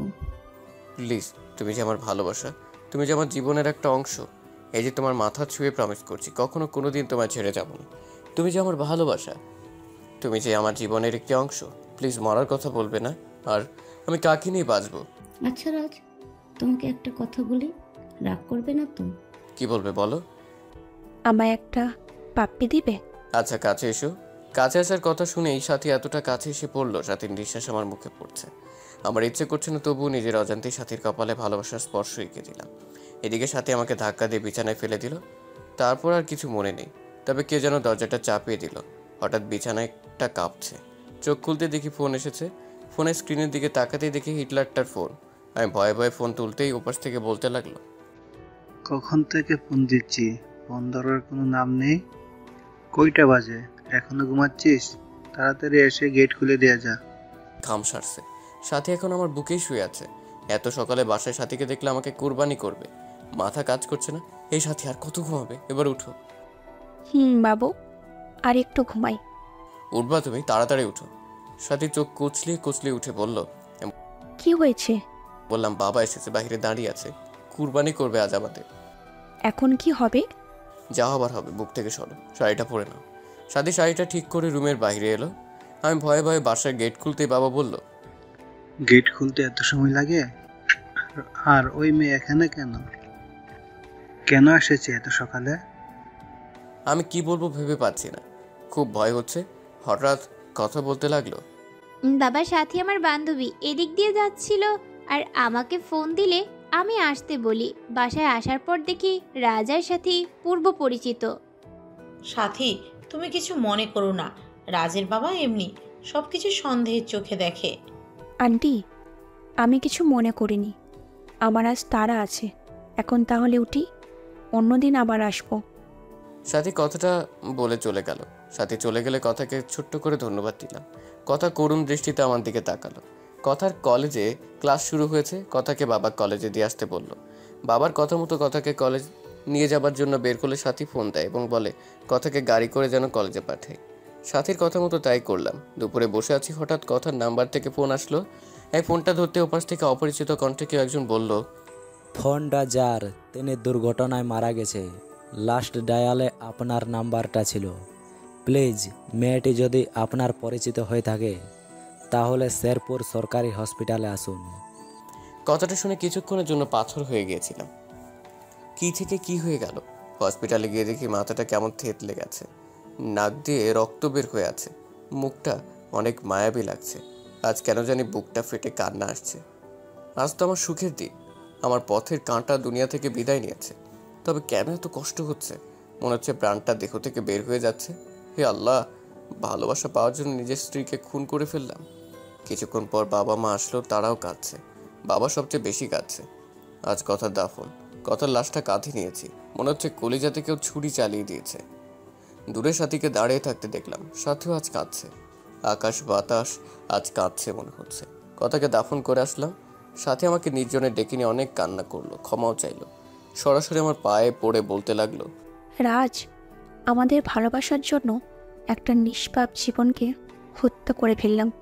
আমি সাথীকে সান্ত্বনা দেওয়ার জন্য বললাম, তুমি কিছু অন্যায় করনি, যদিও বা করে থাকো সব তোমার ভালোবাসাকে পাওয়ার জন্য। সাথী চলে গেল। কথার ছায়া মনে হয় প্রতিনিয়ত আমার পাশে ঘুরে, কেমন যেন উদাসীন লাগে। আজকে ভাবলাম সাথীর কাছে যাই, এভাবে আর পারছি না। আজ রাতটা সাথীর সাথে থাকবো। সাথীকে ফোন দিয়ে না পেয়ে বাসায় গেলাম। বাসায় গিয়ে দেখি দরজা খোলা। আমি সরাসরি সাথীর রুমে চলে গেলাম। সাথীর রুমের কাছে যেতেই দরজার ভেতর থেকে পুরুষ কণ্ঠের আওয়াজ শুনলাম। আমি ভেতরে কি হচ্ছে তা দেখার জন্য জানালার পর্দা সরিয়ে রুমের ভেতরে তাকাতেই চমকে উঠলাম। সাথী আর তার ভাই রথক্রিয়ায় ব্যস্ত। হঠাৎ সাথী যা বলল তা শোনার জন্য একেবারেই অপ্রস্তুত ছিলাম। বাবু, কতদিন ধরে আদর করো না, প্লিজ আর একটু কাছে এসো। মুয়া। আমার বাবুটা কি হট। ইস, আমার বুঝি লজ্জা করে না? ও মা, তাই বুঝি? কোথায় লজ্জা করে? কথাটা বলে কিস করতে লাগলো আর বলতে লাগলো, বাসর রাতে কে আগে জড়াই ধরছিল? আর আমার তো স্বামী স্ত্রীর মাঝে কিসের লজ্জা? পৃথিবীর সবাই জানে আমার ভাই বোন, তবে আমারও দুজন ছাড়া। কথাটা বলে সাথীর ঠোঁট জোড়ার সাথে সজীবের ঠোঁট জোড়া মিলিয়ে দিল। এসব দৃশ্য দেখে আমার পায়ের তলার মাটি সরে যাচ্ছে, চোখ দিয়ে অঝরে পানি ঝরছে। যার জন্য আমার নিষ্পাপ বউকে হারালাম, মন চাই কাল নাগিনীকে খুন করি। কথার মুখটা বারবার চোখের সামনে ভেসে উঠছে। ওগো সঞ্চ, আমাদের প্ল্যান সাকসেসফুল হওয়ার পথে, আমাদের পথের কাটা কথাকে গাড়ি চাপা দিয়ে মেরে ফেলেছি। মেয়েটাকে রাজকে অনেক ভালোবাসতো, কিন্তু আমার অভিনয়ের কাছে সব ভালোবাসা চাপা পড়ে গেছে। আমার বউটা অভিনয়ে অ্যাওয়ার্ড পাবে। তুমি একদম পারফেক্ট অভিনয় করেছো। সবচেয়ে রেলগাড়ির নিচে চাপা পড়ে মরার প্ল্যানটার সাথে সাথে সাথে অভিনয়টা একদম সুপারহিট হয়েছিল। দেখতে হবে না বউটা কার? এখন শেষ একটা কাজ হচ্ছে আমাদের জন্য পাগল রাজকে বিয়ে করে কৌশলে তার সমস্ত সম্পত্তি লিখে নিয়ে আমার বাবুটাকে নিয়ে আমেরিকা চলে যাওয়া, আর তা এই মাসে পূর্ণ হবে। হাসতে হাসতে কথাগুলো বলল। কথাগুলো শুনে বুকটা চিনচিনে ব্যথা করছে। মন চাচ্ছে দুইটাকে খুন করি। এদের জন্য আমার স্ত্রী কথা আজ বড় পারে, কিন্তু না, এদেরকে এভাবে মারলে ফেসে যাব। তাই কৌশলে আমার স্ত্রী হত্যার প্রতিশোধ নিতে হবে। আজ বাইক চালাচ্ছি আর কথার কথা ভাবছি। মনে হচ্ছে কথা আমার পাশে বসে শক্ত করে জড়িয়ে ধরে আছে। চোখ দিয়ে নিজের অজান্তেই পানি আসছে। বাড়িতে এসে বাবাকে জড়িয়ে ধরে ছোট্ট বাচ্চার মতো কান্না করে দিলাম। খুব কষ্ট হচ্ছে। বাবা মাথায় হাত বুলিয়ে দিয়ে বলল, আল্লাহর উপর ভরসা রাখ, তিনি সব কিছু ঠিক করে দিবেন। রুমে এসে শুয়ে পড়লাম। চোখ বন্ধ করলে পিচিটাকে দেখতে পাই। খাইতে গেলে মনে হয় কে যেন বলে, তুমি খাবে না? তুমি না খেলে আমিও খাবো না। পারছি না এভাবে আর থাকতে। হঠাৎ ক্রিং ক্রিং করে ফোনটা বাজছে। ফোনের দিকে চেয়ে দেখি কাল নাগিনীটা ফোন দিয়েছে। অনিচ্ছা সত্ত্বেও ফোন ধরলাম। আমার বাবুটা কেমন আছে? আমার বাবুটাকে বড্ড বেশি মিস করছি। বাবুটা একটু আমার সাথে দেখা করবে কি পার্কে? আমার যে বুকটা চিনচিন ব্যথা করছে। এগুলো না, আর অল্প দিনে পরে আমার বাবুটাকে আপন করে পাবো। প্লিজ এসে পড়ো পার্কে। আমি কাল নাগিনীটার ফোনটা কেটে পার্কে চলে গেলাম। পার্কে গিয়ে চুপচাপ পাশে দাঁড়িয়ে আছি। নীল শাড়ি পরেছে, নোংরা শরীরটাকে ঢেকে রেখেছে নীল পোশাকের আড়ালে। যদি কেউ নোংরা মনের কার্যকলাপ দেখতে পারতো, মনে হয় কেউ থুতু পর্যন্ত দিত না শরীরে। কি হলো বাবু, তোমার পছন্দের শাড়ি পরেছি, কেমন লাগছে বললে না তো? কি বলবো? আচ্ছা বাদ দাও, আমার পথের কাটা তো নেই, চলো না বিয়ে করিনি। তোমাকে ছাড়া রাতগুলো আমার নির্ঘুম কাটে। তুমি যে আমার স্পর্শ দাও। খুব ইচ্ছে তোমাকে আপন করে নেওয়ার। আলো আমার সেই ইচ্ছা পূর্ণ করবে না? আমি যে তোমাকে নিজের থেকেও বেশি ভালোবাসি। কথাটা বলার সাথে সাথে ঠাস ঠাস করে চড় বসিয়ে দিলাম। আর সহ্য হচ্ছে না। এই তুই আমাকে ভালোবাসিস? তাহলে সজীবকে কি বলছো এসব? সজীব তো আমার ভাইয়া। চোখের পানি ফেলে দিয়ে কথাটা বলল। যে কেউ দেখে কাল নাগিনীটার মায়া পড়ে যাবে, কিন্তু আমি নয়। ছি, তোর লজ্জা করে নিজের স্বামীকে ভাই বলতে, স্বামীকে ভাই বানাতে? আমি সেদিন তোর বাসায় গিয়ে সব দেখেছি আর শুনেছি। তোদের দুটোকে আমি নিজের হাতে খুন করে আমার ফুলের মতো নিষ্পাপ স্ত্রী হত্যার প্রতিশোধ নিব। তার আগে দেখো ভিডিওটা। যদি সাথীকে বিয়ে না করিস, বলবো সাথীকে বিয়ের প্রবলন দেখিয়ে তার সর্বনাশ করেছিস। আর সাথী অন্তঃসত্ত্বা, তাই বুঝে নে কি করবি তুই। পিছন দিকে তাকাতে দেখে সজীব মোবাইল ফোনে সাথীর আর আমার হোটেল রুমের ভিডিও এবং বাসার ভিডিও তুলে রাখছে। এসব দেখে নিজেকে আর কন্ট্রোল করতে পারছি না। ফোনটা আছাড় দিয়ে ভেঙে ফেলি। বাবু খুব রাগ করেছো? এমন হাজারো ভিডিও আছে। বাবু রাগ করে না। আগামী সপ্তাহে আমাদের বিয়ে। তুমি কাজী অফিসে এসো, নয়তো থানাতে পাঠাবো বাসা করতে। আমি আর কিছু বলতে পারলাম না। এসব আমার পাপের ফল। বাসায় এসে কথার ছবিটা বুকে নিয়ে কান্না করে ঘুমিয়ে গেলাম। পরের দিন সকালবেলা টেলিভিশন অন করতেই যা দেখলাম তা দেখার জন্য মোটেও প্রস্তুত ছিলাম না। কারণ খবরে দেখলাম কাল রোড অ্যাক্সিডেন্টে সজীব আর সাথী দুজনেই মারা গিয়েছে। মনে মনে ভাবলাম, আল্লাহর বিচার সবচেয়ে বড় বিচার, যার হাত থেকে কারো রেহাই নেই। পরের দিন কথার পছন্দের নীল শার্টটা বের করে আলমারি খুলে একটা ডায়েরি পেলাম। ডায়েরিটা হাতে নিয়ে বুঝতে পারলাম এটা কথার লেখা ডায়েরি। না পড়া সেই ডায়েরিটা প্রথম পাতা উল্টাতেই নীলকালিতে লেখা দেখলাম। কাল আমার বাসুরাত ছিল। বাসুরাতে সব নারীর জীবনে শ্রেষ্ঠ রাত থাকে, কিন্তু আমি বাসুর রাতে স্বামীর হাতের স্পর্শে ঠোঁটের রক্ত ঝরিয়েছি। মা বাবাকে হারিয়ে ভেবেছিলাম স্বামীর পায়ের নিচেই বাকি জীবনটা কাটিয়ে দিব, কিন্তু আল্লাহ যার কপালে সুখ রাখেনি সে কিভাবে সুখী হবে। প্রতিদিন মাঝরাতে সবাই যখন ঘুমিয়ে থাকতো, একা ঘুম থেকে উঠে পড়তাম, আল্লাহর কাছে মাঝরাতে স্বামীকে চেয়ে কান্না করতাম। যেদিন আমার স্বামীর সাথে প্রথম যৌন সম্ভ্রম হলো, সেদিন সব কষ্ট ভুলে গিয়েছিলাম। মনে মনে আল্লাহর দরবারে লক্ষ কোটি শুকরিয়া জানিয়েছিলাম আমার বরকে আমার করে দিয়েছে।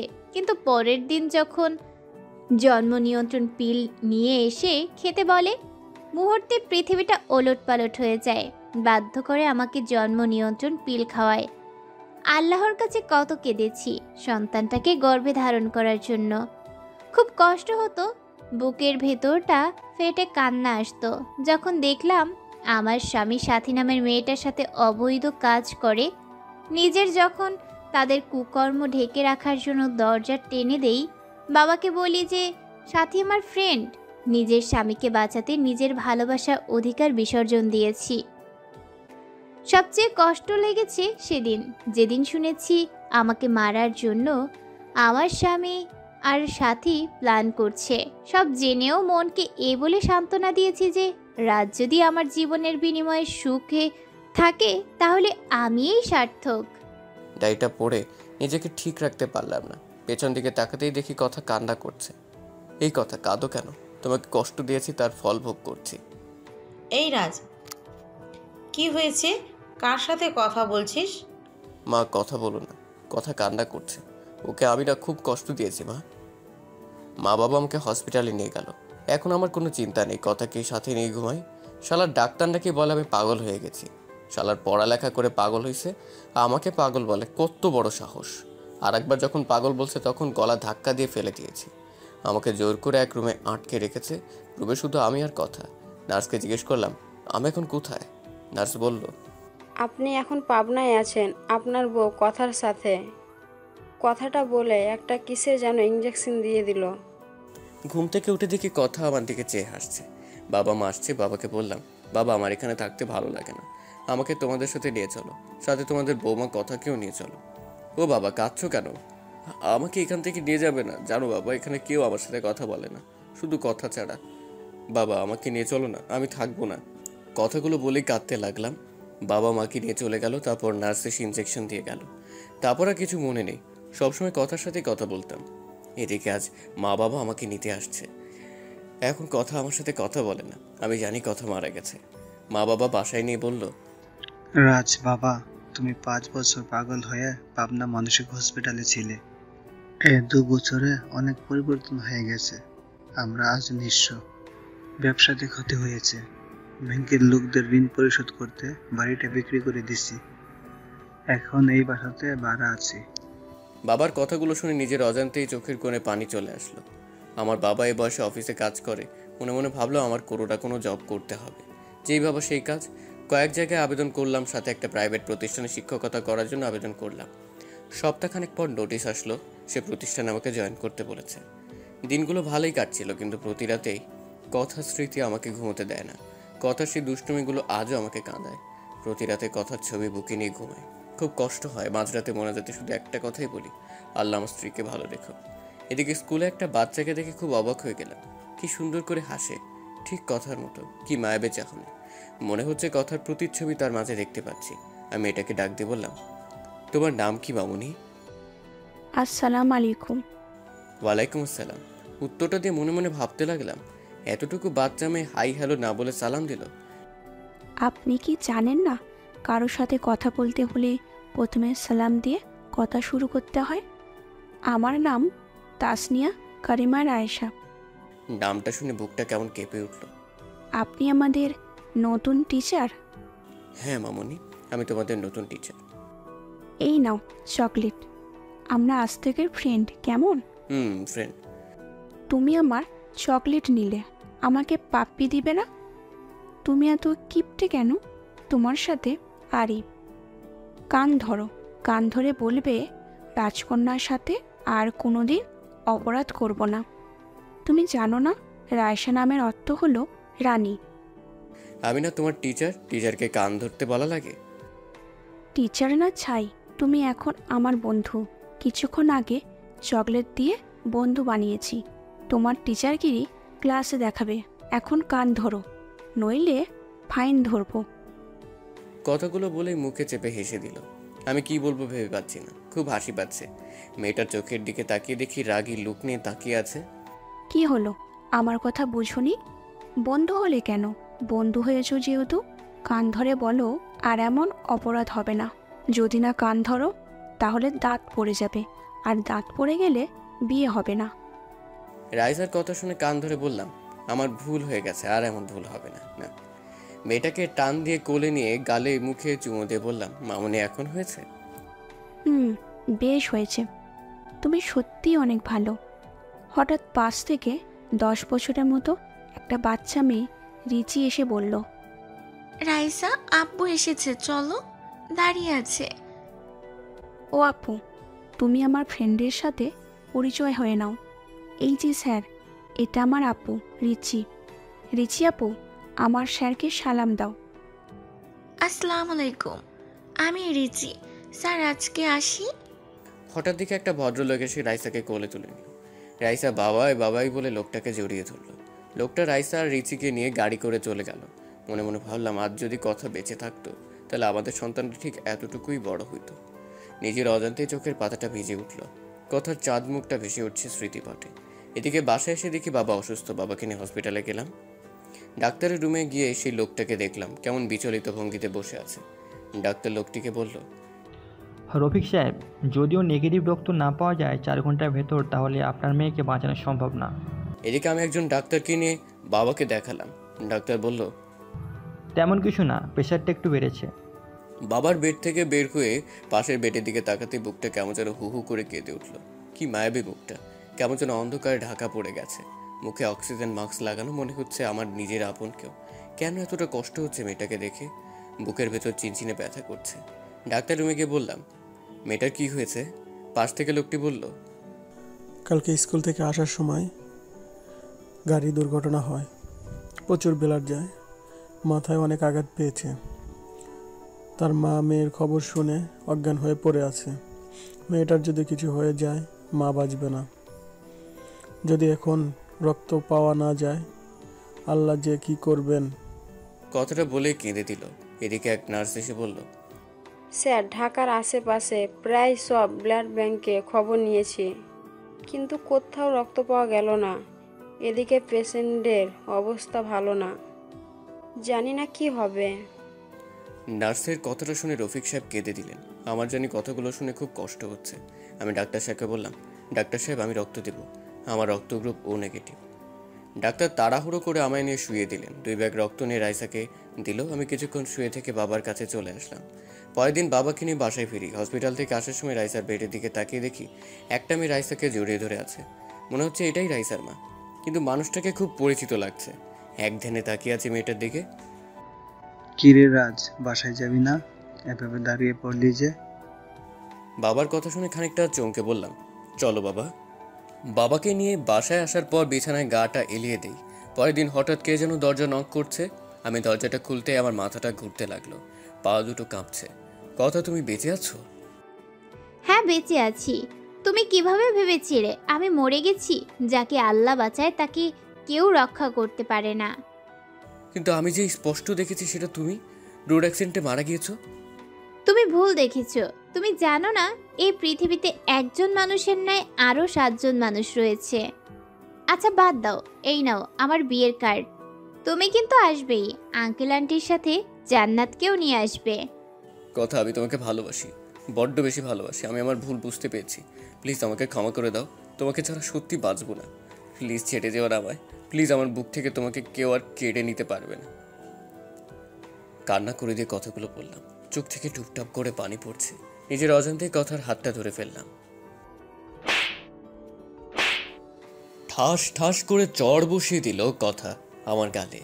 হঠাৎ কি যেন পড়ায় শব্দে ঘুম ভেঙে যায়। ফ্লোরের দিকে চেয়ে দেখি বুক থেকে কথার ছবিটা পড়ে ভেঙে গিয়েছে, গলাটা শুকিয়ে গেছে। টেবিল থেকে এক গ্লাস পানি খেয়ে এসে বিছানায় ধপ করে বসে পড়লাম। আমি বুঝতে পারলাম আমি কথা কিনে বাজে স্বপ্ন দেখেছি। কথার মুখটা বারবার ভেসে উঠছে। কয়েকদিন পর স্কুলে গিয়ে দেখি রফিক সাহেব বসে আছে। আপনাকে আজ আমাদের বাড়িতে দাওয়াত, সন্ধ্যায় আসবেন। আজ আমাদের রাইসার 5ম জন্মবার্ষিকী। রফিক সাহেব কথাটা বলে বাড়ির ঠিকানা দিয়ে চলে গেল। এদিকে সন্ধ্যায় ঠিকানা দেওয়া বাসায় গিয়ে নক দিলাম। একটা কাজের মেয়ে দরজাটা খুলে দিল। বাসাটা খুব সুন্দর করে সাজানো। রাইসা দৌড়ে এসে আমায় জড়িয়ে ধরল। খুব সুন্দর লাগছে। মেয়েটাকে কোলে নিয়ে গালে মুখে চুমু দিয়ে বুকে জড়িয়ে নিলাম। অজানা এক প্রশান্তি মনে হচ্ছে ছুঁয়ে গেল। বাড়িতে প্রায় আমাদের স্কুলের সব টিচারদের দাওয়াত করা হয়েছে। হঠাৎ সিঁড়ি দিয়ে কাউকে নামতে দেখে থমকে গেলাম। নীল রঙের চশমাটা খুলে মুছে আবার চোখে পড়লাম। বুকের স্তম্ভন বেড়ে যাচ্ছে, কারণ এ তো অন্য কেউ না, কথা। এটা কিভাবে সম্ভব, যাকে নিজ হাতে দাফন করেছি, যার চাঁদ মুখটা এখনো ভেসে ওঠে, কিন্তু কথা আবার বেঁচে আছে। কথা দিকে তাকিয়ে পলক ফেলতে পারছি না। নিজের অজান্তেই কথা নাম ধরে ডাকতে গিয়ে গলাটা কেমন যেন ধরে এলো অন্যদিকে। পাশ থেকে কে যেন বলে উঠল, তানিয়া, তোমার স্বাস্থ্য এত লেট হয় কেন? কখন থেকে সবাই অপেক্ষায় করছে। আমি কিছু ভাবতে পারছি না। এদিকে রফিক সাহেব কথার হাত ধরে নামাচ্ছে। কথার সাথে কয়েকবার চোখাচোখি হয়েছে, কিন্তু কোনো কথা হয়নি। এদিকে রাইসার জন্মদিনের কেক কাটার পর কাঁধে কারো হাতে স্পর্শ পেলাম। পেছন দিকে তাকাতেই দেখি কথা।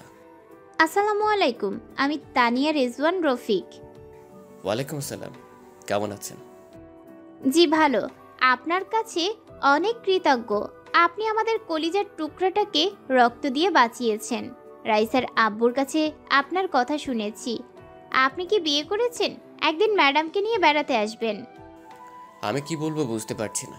এটা আমার কথা নয়, কিন্তু মনে হচ্ছে এটাই আমার ভালোবাসার মানুষ, আমার স্ত্রী। কিছু ভাবতে পারছি না, বুকটা ফেটে যাচ্ছে।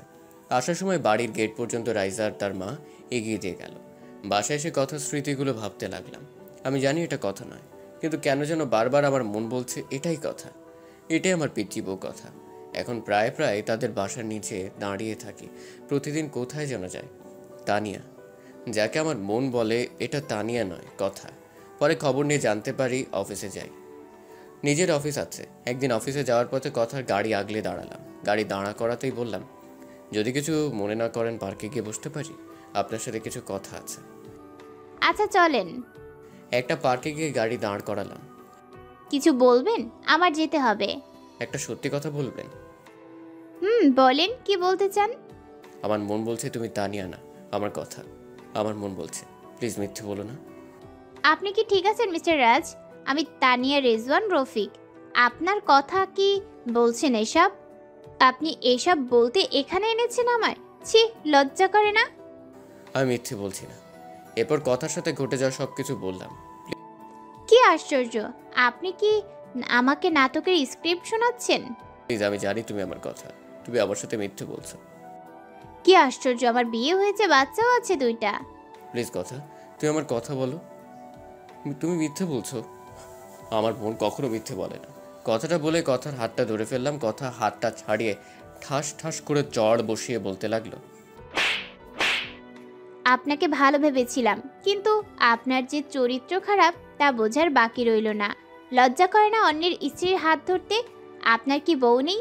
জানেন আমার স্বামী আর 2টা মেয়ে আছে। তারপর আমাকে কেন বিরক্ত করেন? নির্ঘাত আমার মেয়ের জীবন বাঁচানোর জন্য আজ আপনাকে লোক দিকে অপমান করলাম না, নইলে আজ আপনাকে পুলিশে দিতাম। ছোট লোক নারীদের সম্মান করতে শেখেনি, জন্মের দোষ রয়েছে আপনার। কথাটা বলে জিভে কামড় দিল। এদিকে তানিয়া, যাকে কথা ভেবে নিজের অজান্তেই হাতটা ধরে ফেলেছিলাম, কিন্তু সে তো আমার কথা না। নিজের প্রতি আজ প্রচণ্ড ঘৃণা হচ্ছে। আজ আমার জন্য মা বাবা কথা শুনলো। সরি, আমি ঠিক এমনটি বলতে চাইনি। না ঠিক আছে, বলবেন না কেন? আমি যে হতভাগা নিজের স্ত্রীকে কত কষ্ট দিয়েছি। এতটা ভালোবাসা সত্ত্বেও তাকে দূরে সরিয়ে দিয়েছে। তবে জানেন, এখনও মাঝরাতে উঠে তার জন্য কান্না করি। তার ছবিটা বুকে নিয়ে ঘুমাই, তার ডায়েরিটা বুকে নিয়ে প্রতি রাতে কাঁদি। 5 বছর পাগল হয়ে পাবনা ছিলাম। জানি না আর কত কষ্ট পাবো। আল্লাহ আরও আমাকে কষ্ট দেন যেন। জানেন, যেদিন আপনাকে দেখছি সেদিন আমার মন বলছে আপনিই আমার কথা, আমার কলিজার টুকরার মতো। কিন্তু না, সেটা আমারই ভুল। কারো মতো দেখতে বা কথা বলতে পারলেই সে যে আপন কেউ হবে তা তো কথা নয়। ক্ষমা করে দিবেন, ভালো থাকবেন। এই যে ডায়েরিটা, এখানে সব লেখা আছে। আবারও বলছি, আপনাকে আমার স্ত্রী ভেবে ডিস্টার্ব করার জন্য খুব বাজে তো আমি, তাই। আচ্ছা আসি। চোখ দিয়ে অজরে পানি পড়ছে, আর বাঁচার ইচ্ছে করছে না। বুকটা ফেটে যাচ্ছে। বারবার কথার চাঁদ মুখটা ভেসে উঠছে।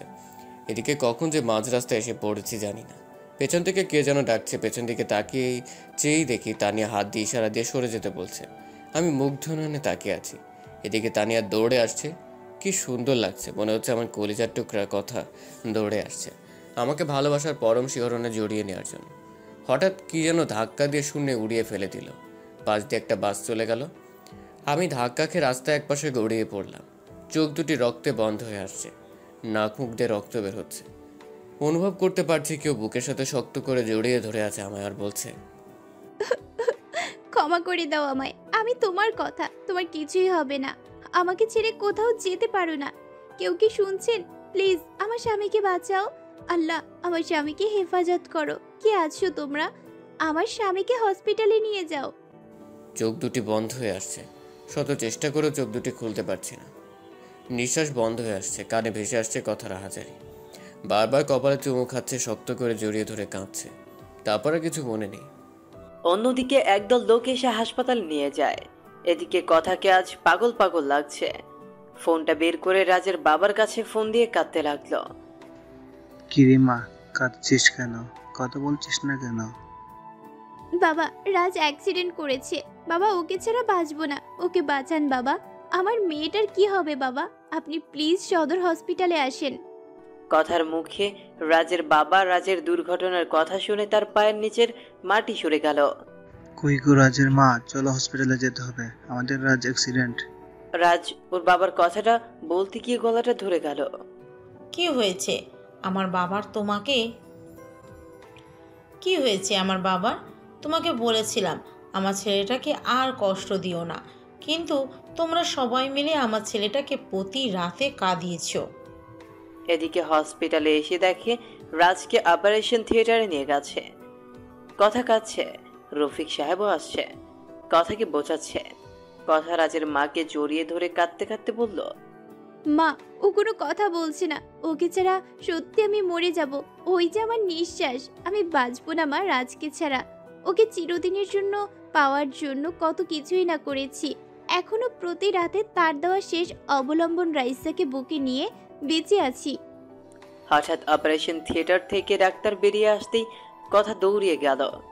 প্লিজ ডাক্তার বলেন আমার স্বামী কেমন আছেন?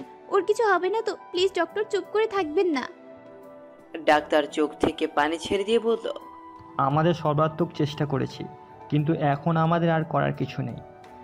আল্লাহকে ডাকেন, তিনি যদি ইচ্ছা করেন তাহলে বাঁচতে পারেন। রোগী ক্রিটিক্যাল অবস্থায় আছে। ডাক্তারের কথা শুনে কথার পায়ের তলার মাটি সরে গেল, চোখ থেকে টুপটাপ করে পানি ঝরছে। ডাক্তার, আমি কি রাজের সাথে দেখা করতে পারি? যান, তবে কোনো কথা বলবেন না। এদিকে কথা ডাক্তারের কথা মতো রাজের কেবিনে ঢুকতেই বুকটা হু হু করে কেঁদে উঠল। সারা মুখ ব্যান্ডেজ করা, মুখে অক্সিজেন মাস্ক লাগানো, খুব কষ্ট লাগছে। কথার কাছে রাজের মায়াবী মুখটা বারবার ভেসে উঠছে। কথা কিছু না ভাবতে পেরে রাজের পা দুটি জড়িয়ে ধরে কাঁদতে লাগলো। কাঁদতে কাঁদতে বলল, রাজ প্লিজ আমায় ক্ষমা করে দাও। আমায় ছেড়ে কোথাও যেও না। তোমার পায়ের নিচে থাকতে দিও। তোমার পায়ের নিচে যে আমার সব সুখ। আমি তোমাকে অনেক কষ্ট দিয়েছি, প্লিজ আমায় ছেড়ে দিও না। তুমি না বলেছো তোমার যদি কখনো মেয়ে হয় নাম রাইসা রাখবে? তুমি জানো না রাইসা তোমার আর আমার মেয়ে? জানো তোমার মেয়ে জানে তুমি ওর বাবা। কতবার তোমাকে বাবা ডেকে বুকে জড়িয়ে নিতে চেয়েছিল, কিন্তু আমি তোমাকে বাবা বলে ডাকতে দেইনি। তুমি তোমার মেয়েকে বুকে জড়িয়ে নেবে না? ওই আমার জীবন, আমার বেঁচে থাকার অবলম্বন। তোমাকে ছাড়া যে আমি আমাকে কল্পনা করতে পারি না। কথাগুলো বলতে বলতে পা দুটি বুকের সাথে জড়িয়ে কাঁদতে লাগলো। সমানে পায়ে চুমু খাচ্ছে কথা। এদিকে পেছন থেকে এসব নার্স দেখিয়ে নিজের অজান্তেই কেঁদে দিয়েছে। বোন প্লিজ এভাবে কান্না করো না, আল্লাহকে ডাকো, রোগীর ক্ষতি হবে। নার্সের কথা শুনে রাজের পা ছেড়ে দিল কথা। কলেজাটা ফেটে যাচ্ছে। বাসা থেকে ফোন দিছে, রাইসা নাকি কাঁদছে। তার বাবার জন্য কেউ তার কান্না থামাতে পারছে না। রাইসা শুনেছে রাজ নাকি অ্যাক্সিডেন্ট করেছে। রাজের বাবাকে বলে কথা বাসায় যাওয়ার জন্য বের হতেই এক লোক বলল, ম্যাডাম হসপিটালে আসার সময় আপনার হাতে ডায়েরিটা ছিল। কথা ডায়েরিটা হাতে নিয়ে বাসায় আসতেই তুমি আমার বাসায় আসবে না। তুমি বাবাইকে কষ্ট দিয়েছো, আমি সব শুনেছি। আঙ্কেলকে যখন ফোনে বলছো যে বাবাইয়ের অ্যাক্সিডেন্ট করেছে, তাও তোমার জন্য তুমি আমাকে বাবা ডাকতে দাওনি। আমার বাবা অনেক ভালো। সেদিন আমার জন্য কান ধরেছিল, আমাকে বুকের সাথে জড়িয়ে ধরেছিল, আমার গালে মুখে পাপ্পি দিয়েছিল। আমি বাবাই ডাকতে চেয়েও বাবা ডাকতে পারিনি, তুমি ডাকতে নিষেধ করেছিলে বলে। ছোটবেলা থেকেই বাবাইয়ের ছবি দেখে বলেছ ওটা তোর বাবা। যেদিন বাবাইকে প্রথম দেখলাম সেদিন দৌড়ে বাবার কোলে গিয়ে বলতে পারিনি, বাবাই তুমি আমাকে ছেড়ে কোথাও যাবে না। কিন্তু পারিনি। স্কুলে যখন সব ছেলে মেয়েরা বাবার কোলে চড়ে, তাদের বাবাকে জড়িয়ে ধরে আদর করে, তখন আমি তাদের দিকে চেয়ে থাকি। আমার খুব কষ্ট হতো তখন। রাইসা মামনি, বাবাই ভালো হয়ে যাবে। মা আমার, তুমি কেঁদো না। তুমি আমায় মা ডাকবে না, তুমি আমার কেউ না। তুমি বাবাইকে কষ্ট দিয়েছো, আমার বাবাইকে বাবাই বলে ডাকতে দাওনি। আমি কি করব? রাইসার কথাগুলো শুনে কলিজা ফেটে যাচ্ছে। সত্যি তো তার বাবার থেকে রাইসাকে আমি দূরে রেখেছি। বারবার রাজের কথা মনে পড়ছে। রফিক ভাইয়া কিছু বলছে না, শুধু বলল, মানুষটাকে বড্ড কষ্ট দেওয়া হয়ে গেছে কথা। কথা দরজা লাগিয়ে বিছানায় শুয়ে বালিশে মুখটা লাগিয়ে কাঁদতে লাগলো। হঠাৎ মনে পড়লো রাজ একটা ডায়েরি দিয়ে গেছে। টেবিলের ওপর থেকে ডায়েরিটা তুলে বুকে জড়িয়ে নিল। ডায়েরিটা খুলতেই চমকে গেল। আমার এই হৃদয়ে লিখলাম তোমারই নাম। ডায়েরির পরের পাতা উল্টাতেই ওগো হৃদয় রাগিনী, জানি না কিভাবে শুরু করব। আমি যে অনেক বড় অপরাধী, তোমার অবুঝ ভালোবাসাকে অবহেলা করেছি। জানো, যেদিন তোমাকে হারিয়ে ফেলেছি সেদিন বুঝেছি তুমি কতটা জুড়ে আমার জীবনে ছিলে।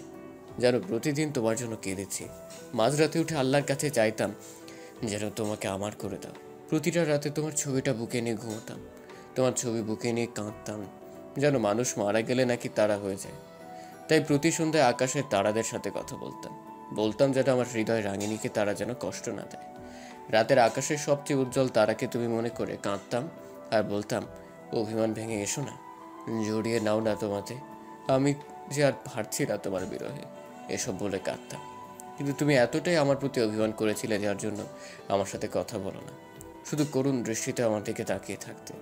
সত্যি কি তুমি আমাকে ক্ষমা করবে না? যেন খুব ইচ্ছে করে তোমাকে এই মরুর বুকে জড়িয়ে নিতে, শান্ত করতে আমারই প্রাণ। জানো, আজ একটা বাচ্চা মেয়েকে দেখে তোমার কথা বড্ড বেশি মনে পড়ছে। বাচ্চাটা দেখতে ঠিক তোমার মতোই। আমি এতটাই হতভাগী, নিজের বাচ্চাকে নিজের হাতে নষ্ট করেছি। জানো, এখনো সেই রাতের কথাগুলো ভুলতে পারি না। তোমাকে দেওয়া প্রতিটা চড়ের আঘাত আমার কলিজাতে লেগেছে। জানো, পরের দিন যখন বাচ্চাটাকে ব্লাড দিলাম, সেদিন মনে হয়েছে আমার খুব কাছের কাউকে রক্ত দিচ্ছি। বাচ্চাটার জন্মদিনে বাচ্চাটাকে বুকে জড়িয়ে নিতেই তোমার শরীরের গন্ধ পেলাম। কিন্তু যখনই সিঁড়িতে তোমার মতোই কাউকে দেখলাম, তখন সত্যি ভেবে নিয়েছিলাম আল্লাহ আমার ডাক শুনেছে। আমি আনন্দে আত্মহারা হয়ে গিয়েছিলাম। কিন্তু যখন শুনেছিলাম তুমি কথা নাও, আমাকে চিনো না, তখন আমার কলিজাটা ফেটে যাচ্ছিল। যখন রফিক সাহেব এসে হাত ধরলো আমার কাছে, তখন মনে হয়েছিল কেউ যেন কলিজাটা দুমড়ে মুচড়ে ছিঁড়ে নিয়ে যাচ্ছে। জানো, তুমি নেই জেনেও নিজের অজান্তে পাগলামি করেছি, আর বাসায় এসে কেঁদে বুক ভাসিয়েছি। পরের দিন ঠিক করলাম তোমার জন্য লেখা ডায়েরিটা তানিয়া আপুকে দিয়ে তোমার কাছেই চলে আসবো। আমি যে আর পারছি না, মৃত্যুর পথ বেছে নেওয়া ছাড়া আমার আর কোনো উপায় নেই। তোমাকে ছাড়া যে এখন আমার নিঃশ্বাস নিতেও কষ্ট হয়। কষ্টটা আরও বেশি হয় যখন তোমারই মতো তানিয়া নামক মেয়েটা তার স্বামীর হাত ধরে আমারই সামনে দিয়ে হেঁটে যায়। জানো, তখন বড্ড বেশি তোমার কথা মনে পড়ে। কি করব, আমি তোমাকে ছাড়া আর যে বাঁচতে পারছি না। তোমাকে নিয়ে লেখা শেষ অবলম্বনটা তোমাকে মনে করে তানিয়া আপুকে দিয়ে গেলাম।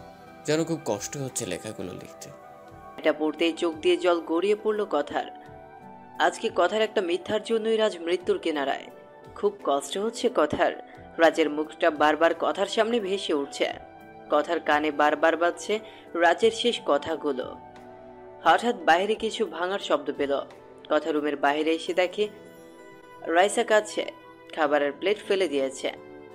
মা রাগ করে না, খেয়ে নাও। আমাকে মা বলবে না, আমাকে বাবাইয়ের কাছে নিয়ে যাও। আর তুমি আমার বাবাইকে কষ্ট দিয়েছো, তোমার সাথে কথা বলবো না। প্লিজ রাইসা মা আমার, তোমার বাবার কিছুই হবে না, প্লিজ কান্না করো না, খেয়ে নাও। আমাকে বাবাইয়ের কাছে নিয়ে যাও, বাবাইকে না দেখে খাবো না। হঠাৎ সবুজকে আসতে দেখি কথা ভাইয়া বলে কেঁদে দিয়ে বলল, ভাইয়া রাজ বাঁচবে না, রাজকে ছাড়া আমিও যে বাঁচবো না। সবুজ কথাকে বুকে নিয়ে বলল, কান্না করিস না বোন, আল্লাহ তাআলা সব ঠিক করে দিবেন। তোর কান্না যে দেখতে পারি না। মা বাবাকে তো সেই ছোট্টবেলায় হারিয়েছি, তানিয়াটাকেও প্রথম দেখায় হারিয়ে ফেলেছি। তোকে খুন করার জন্য সাথী নামের মেয়েটাকে কন্টাক্ট করেছি। তোকে খুন করতে এসে তোর গলার রকেট দেখেই চিনে ফেলি তুই আমার ছোট্টবেলার হারিয়ে যাওয়া বোন কথা। কিন্তু সেই সময় তানিয়াকে গাড়ির নিচে পিস্ট হতে দেখি।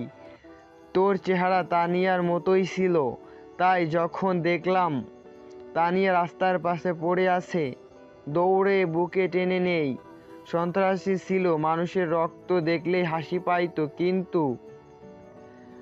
কিন্তু যখন নিজের বোনটার রক্ত আমার শার্ট ভিজে যাচ্ছিল, তখন বুঝেছি আপন মানুষের রক্ত শুধু শরীর থেকেই ঝরে পড়ে না, আপন মানুষটির কলিজা থেকেও ঝরে। তোকে আর তানিয়াকে পেয়ে অন্ধকার রাস্তা থেকে সরে আসি। তারপর রাজের বাবার প্ল্যান অনুযায়ী তানিয়ার লাশটাকে কথা বানিয়ে রাজের বাড়িতে পাঠাই, আর রিচি পায় তার মাকে। রিচির বাবা রফিক ভাইয়ের সাথে সব প্ল্যান করি। কিন্তু এজন্য যে রাজ আজকে মৃত্যুর মুখোমুখি হবে তা জানলে কখনোই এতটা মিথ্যার আশ্রয় নিতাম না। হঠাৎ রাইসা দৌড়ে এসে কথাকে জড়িয়ে ধরে বলল, মম চলো না বাবাইয়ের কাছে, আমার সাথে বাবাই কথা বলবে। তোমাদের সবার সাথে রাগ করে থাকলেও আমার সাথে বাবাই রাগ করে থাকতে পারবে না। বাবাই জানে আমার সাথে অভিমান করলে তাকে কান ধরে উঠবস করতে হবে। কথাকে কিছু বলতে দেওয়ার আগেই রাইসা কথাকে জোর করে গাড়িতে তুলে নিয়ে গাড়ি চালাতে বলল। কথা রাইসাকে নিয়ে হসপিটালে আসতেই রাজের বাবার সাথে দেখা হয়। মারে, কেমন আছিস? বাবা, আমি সত্যি অনেক বড় অপরাধী হয়ে গেলাম। নিজের স্বামীকে কোনো স্ত্রী এতটা কষ্ট দিত না। বাবা, সত্যি রাজকে ছাড়া বাঁচবো না। অন্যদিকে রাইসা তার বাবার রুমে গিয়ে বলতে লাগলো, ও বাবাই, বাবাই কেমন আছো তুমি? কথা বলবে না আমার সাথে বাবাই? জানো বাবাই, তোমাকে মম কষ্ট দিয়েছে বলে মমের সাথে আরই করে দিয়েছি। ঠিক করেছি না বাবাই? বাবাই, তুমি আমাকে বুকে নেবে না? আমাকে জড়িয়ে ধরে আম্মু ডাকবে না? হঠাৎ একটা নার্স এসে বলল, মামুনি, এখানে কথা বলা যাবে না। আপনি চুপ করেন তো, দেখছেন না আমি আমার বাবাইয়ের সাথে কথা বলছি? কথা বলবেন না, বাবাই রাগ করবে। ও বাবাই, তুমি জানো মা তোমার জন্য কত কান্না করে? তোমাকে আমি ছোট্টবেলা থেকে দেখছি মায়ের সাথে একটি ছবিতে। বাবাই, স্কুলের সব মেয়েরা তার বাবাইয়ের সাথে ঘুরে বেড়ায়, তাদের বাবাই চকলেট আইসক্রিম কিনে দেয়। আমি এসব কিছুই চাই না। তুমি কথা বলো বাবাই, তাহলেই হবে। কথা বলছো না কেন? দেখছো না তোমার রাইসা কাঁদছে? প্লিজ বাবা, কথা বলো। আর চুপ করে থেকো না, আমাকে বুকে নাও। তোমার বুকে যেতে খুব খুব ইচ্ছা করছে। ও বাবাই, এত অভিমান কিসের তোমার? মা কাঁদছে বাবাই। বাবা, মা তোমার জন্য রাতে কান্না করে, আমাকে বুকে নিয়ে তোমার নাম বলে ঘুমের ঘোরেও কান্না করে। তুমি দেখো দাদু ভাই কাঁদছে, কথা বলো না আমার সাথে। আমি কিছু খাইনি, তুমি খাইয়ে দেবে বলে আমায়। তুমি খাইয়ে না দিলে আমি খাবো না। ও বাবাই, কথা বলছো না কেন? আমার খুব কষ্ট হচ্ছে বাবাই, আমার বুকের মাঝে ব্যথা করছে বাবাই। কথাগুলো বলছে আর কাছে। এদিকে রাইসার কান্না দেখে সবাই কাছে। কথার কাছে মনে হচ্ছে তার কলিজাটা ফেটে যাচ্ছে। কিছুক্ষণ পর রাজ কেমন জানি করতে লাগলো। ডাক্তার এসে দেখতেই রাজ কেমন যেন নড়াচড়া বন্ধ করে দিল। রুম থেকে বের হয়ে ডাক্তার চোখের পানি ছেড়ে দিয়ে বলল, সরি, আমাদের আর কিছুই করার নেই। আপনারা আল্লাহকে ডাকেন, আল্লাহ যদি তাকে স্বয়ং সুস্থ করে দেন। কথাটা শুনেই কথা হসপিটালের ফ্লোরে পড়ে গেল। সবাই কথাকে নিয়ে বেডে শুইয়ে দিল। এদিকে সবাই কান্না করছে। রাইসা গিয়ে রাজের মাথায় হাত বুলিয়ে দিচ্ছে আর বাবাই বাবাই করে ডাকছে। রাইসার কান্না দেখে সবাই কাঁদছে। রাজের স্যালাইন নেওয়া বন্ধ হয়ে গেছে। হঠাৎ ডাক্তার এসে রাজের মুখ থেকে অক্সিজেন মাস্ক খুলে দিল, স্যালাইনটাও খুলে দিয়ে বলল, রাজ আর কোনো দিন ফিরবে না। যা ভেবেছিলাম তাই হলো। কথা ভাবতে পারছে না রাজ মারা গেছে। সবাই কান্না করছে, কথা নিস্তব্ধ হয়ে গেছে। রাইসা কাঁদছে আর বলছে, বাবাই কথা বলো বাবাই, কথা বলবে না আমার সাথে? বাবাই, তুমি আর আমাকে পাপ্পি দেবে না?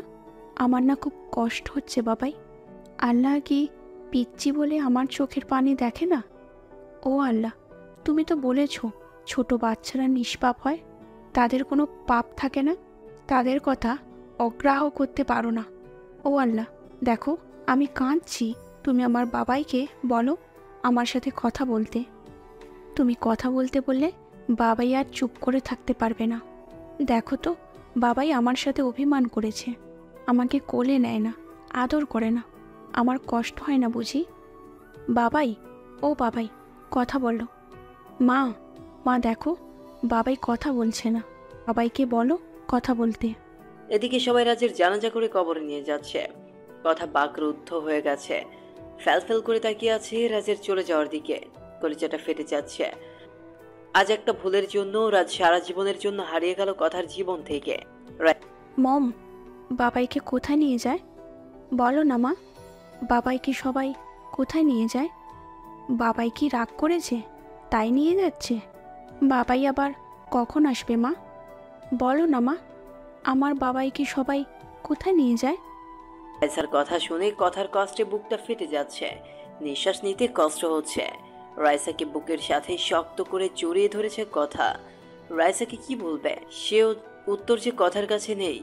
এদিকে রাজকে কবরে নামালে কথা আর থাকতে পারে না, দৌড়ে চলে যায় কবরের কাছে, গিয়ে বলতে লাগে, আমি আমার স্বামীকে কোথাও যেতে দিব না, তোমরা কেউ আমার স্বামীকে দূরে সরিয়ে দিও না। এদিকে কথার চিল্লানি শুনে রাজের বাবা কথাকে গিয়ে বলে, কি হয়েছে মা, তুই কাঁদছিস কেন? বাবা রাজকে কবর দিয়ে দিচ্ছে, রাজকে প্লিজ কবর দিতে দিয়েন না, ওকে ছাড়া আমি বাঁচবো না। বাবা সত্যি ওকে ছাড়া আমি মরে যাব। মারে, তুই দুঃস্বপ্ন দেখছিস, রাজ বেঁচে আছে। ডাক্তার আল্লাহকে ডাকতে বলল। আমি জানি তুই রাজকে অনেক ভালোবাসিস, এত কষ্ট দেওয়ার পরও তুই ওকেই ভালোবাসে গিয়েছিস। বাবা রাজ কোথায়? রাজের ডেট। কথা দৌড়ে রাজের বেডে গিয়ে দেখে রাইসা রাজের বুকে শুয়ে আছে, মুখে অক্সিজেন মাস্ক লাগানো, শরীরে স্যালাইন যাচ্ছে।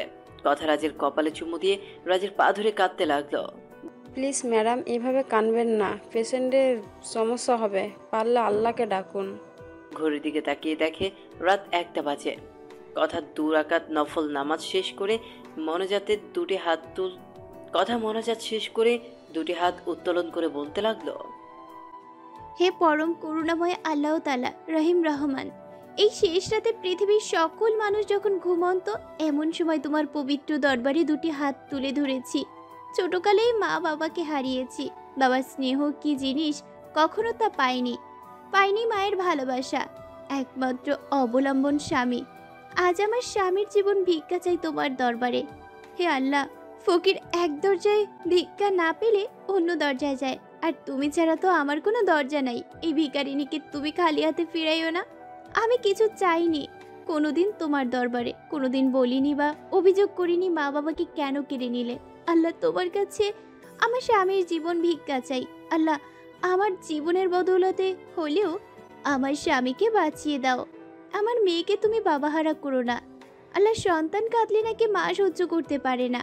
ও আল্লাহ, তুমি তো দুনিয়ার মায়ের চেয়ে তোমার বান্দা বান্দিকে লক্ষ কোটি গুণ বেশি ভালোবাসো, তাহলে এই নিশি রাতে তুমি আমার কথা শুনতে পাচ্ছ না? আমার স্বামীকে সুস্থ করে দাও হে আল্লাহ। আমার বেঁচে থাকার অবলম্বনকে আমার কাছ থেকে দূরে সরিয়ে দিও না। নিশ্চয়ই তোমার গুনাহগার বান্দের দোয়া কবুল করেছো। এই কথা বলে মনোজাত শেষ করে জায়নামাজেই ঘুমিয়ে পড়ল। ভোরের আলো পড়তেই কথার ঘুম ভেঙে যায়। কথা দৌড়ে যায় রাজের বেডে। কথা গিয়ে দেখে রাজের অক্সিজেন মাস্ক খোলা। ডাক্তার এসে বলল, রাজ আর ফিরবে না। কথাটা বলেই ডাক্তার চলে গেল। কথা চিল্লিয়ে কাঁদছে। রাজের পা দুটি জড়িয়ে ধরে বলতে লাগলো, কথা রাজের পা জড়িয়ে ধরে কাঁদছে। কথা কাঁদতে কাঁদতে রাজের কপালে গিয়ে ভালোবাসার স্পর্শ এঁকে দিল। এদিকে কে যেন কথাকে শক্ত করে জড়িয়ে ধরল। কথা চেয়ে দেখে রাজ কথাকে জড়িয়ে ধরেছে। এদিকে রাজ বলছে, আমি কি আমার পিচ্চি বউটাকে রেখে মরতে পারি? আমি যে আমার পিচ্চি বউটাকে বড্ড বেশি ভালোবাসি, আমার পিচ্চিটাকে কি জড়িয়ে ধরতে পারি? যা দুষ্ট। এই কি করছো? শার্ট তো ভেজে গেল। কথাটা বলে রাজের বুকে মুখ লুকালো। ভিজু, কেন কষ্ট দিলে আমায়? তুমিও তো আমাকে কম কষ্ট দাওনি। 5 বছর তোমাকে ছাড়া কাটিয়েছি, তাই আমিও ডাক্তারকে সবকিছু বলে ডাক্তারের সাথে প্ল্যান করে সব করেছি। তবে অ্যাক্সিডেন্ট সত্যি হয়েছিল। আচ্ছা, সত্যি যদি আমি হারিয়ে যেতাম? কথা আমার মুখে হাত দিয়ে ফেললো। কি বলছো? তাহলে আমার কি হবে? এখনো তো বাসর রাত বাকি, আর এখন আর আমি কিন্তু পিচ্ছি না। আমি হেসে দিয়ে কথাগুলো জড়িয়ে ধরলাম। হঠাৎ রাইসা এসে বলল, বাবাই মাকে আদর করবে, আমায় করবে না? রাইসাকে কোলে নিয়ে দুজনেই হেসে দিলাম।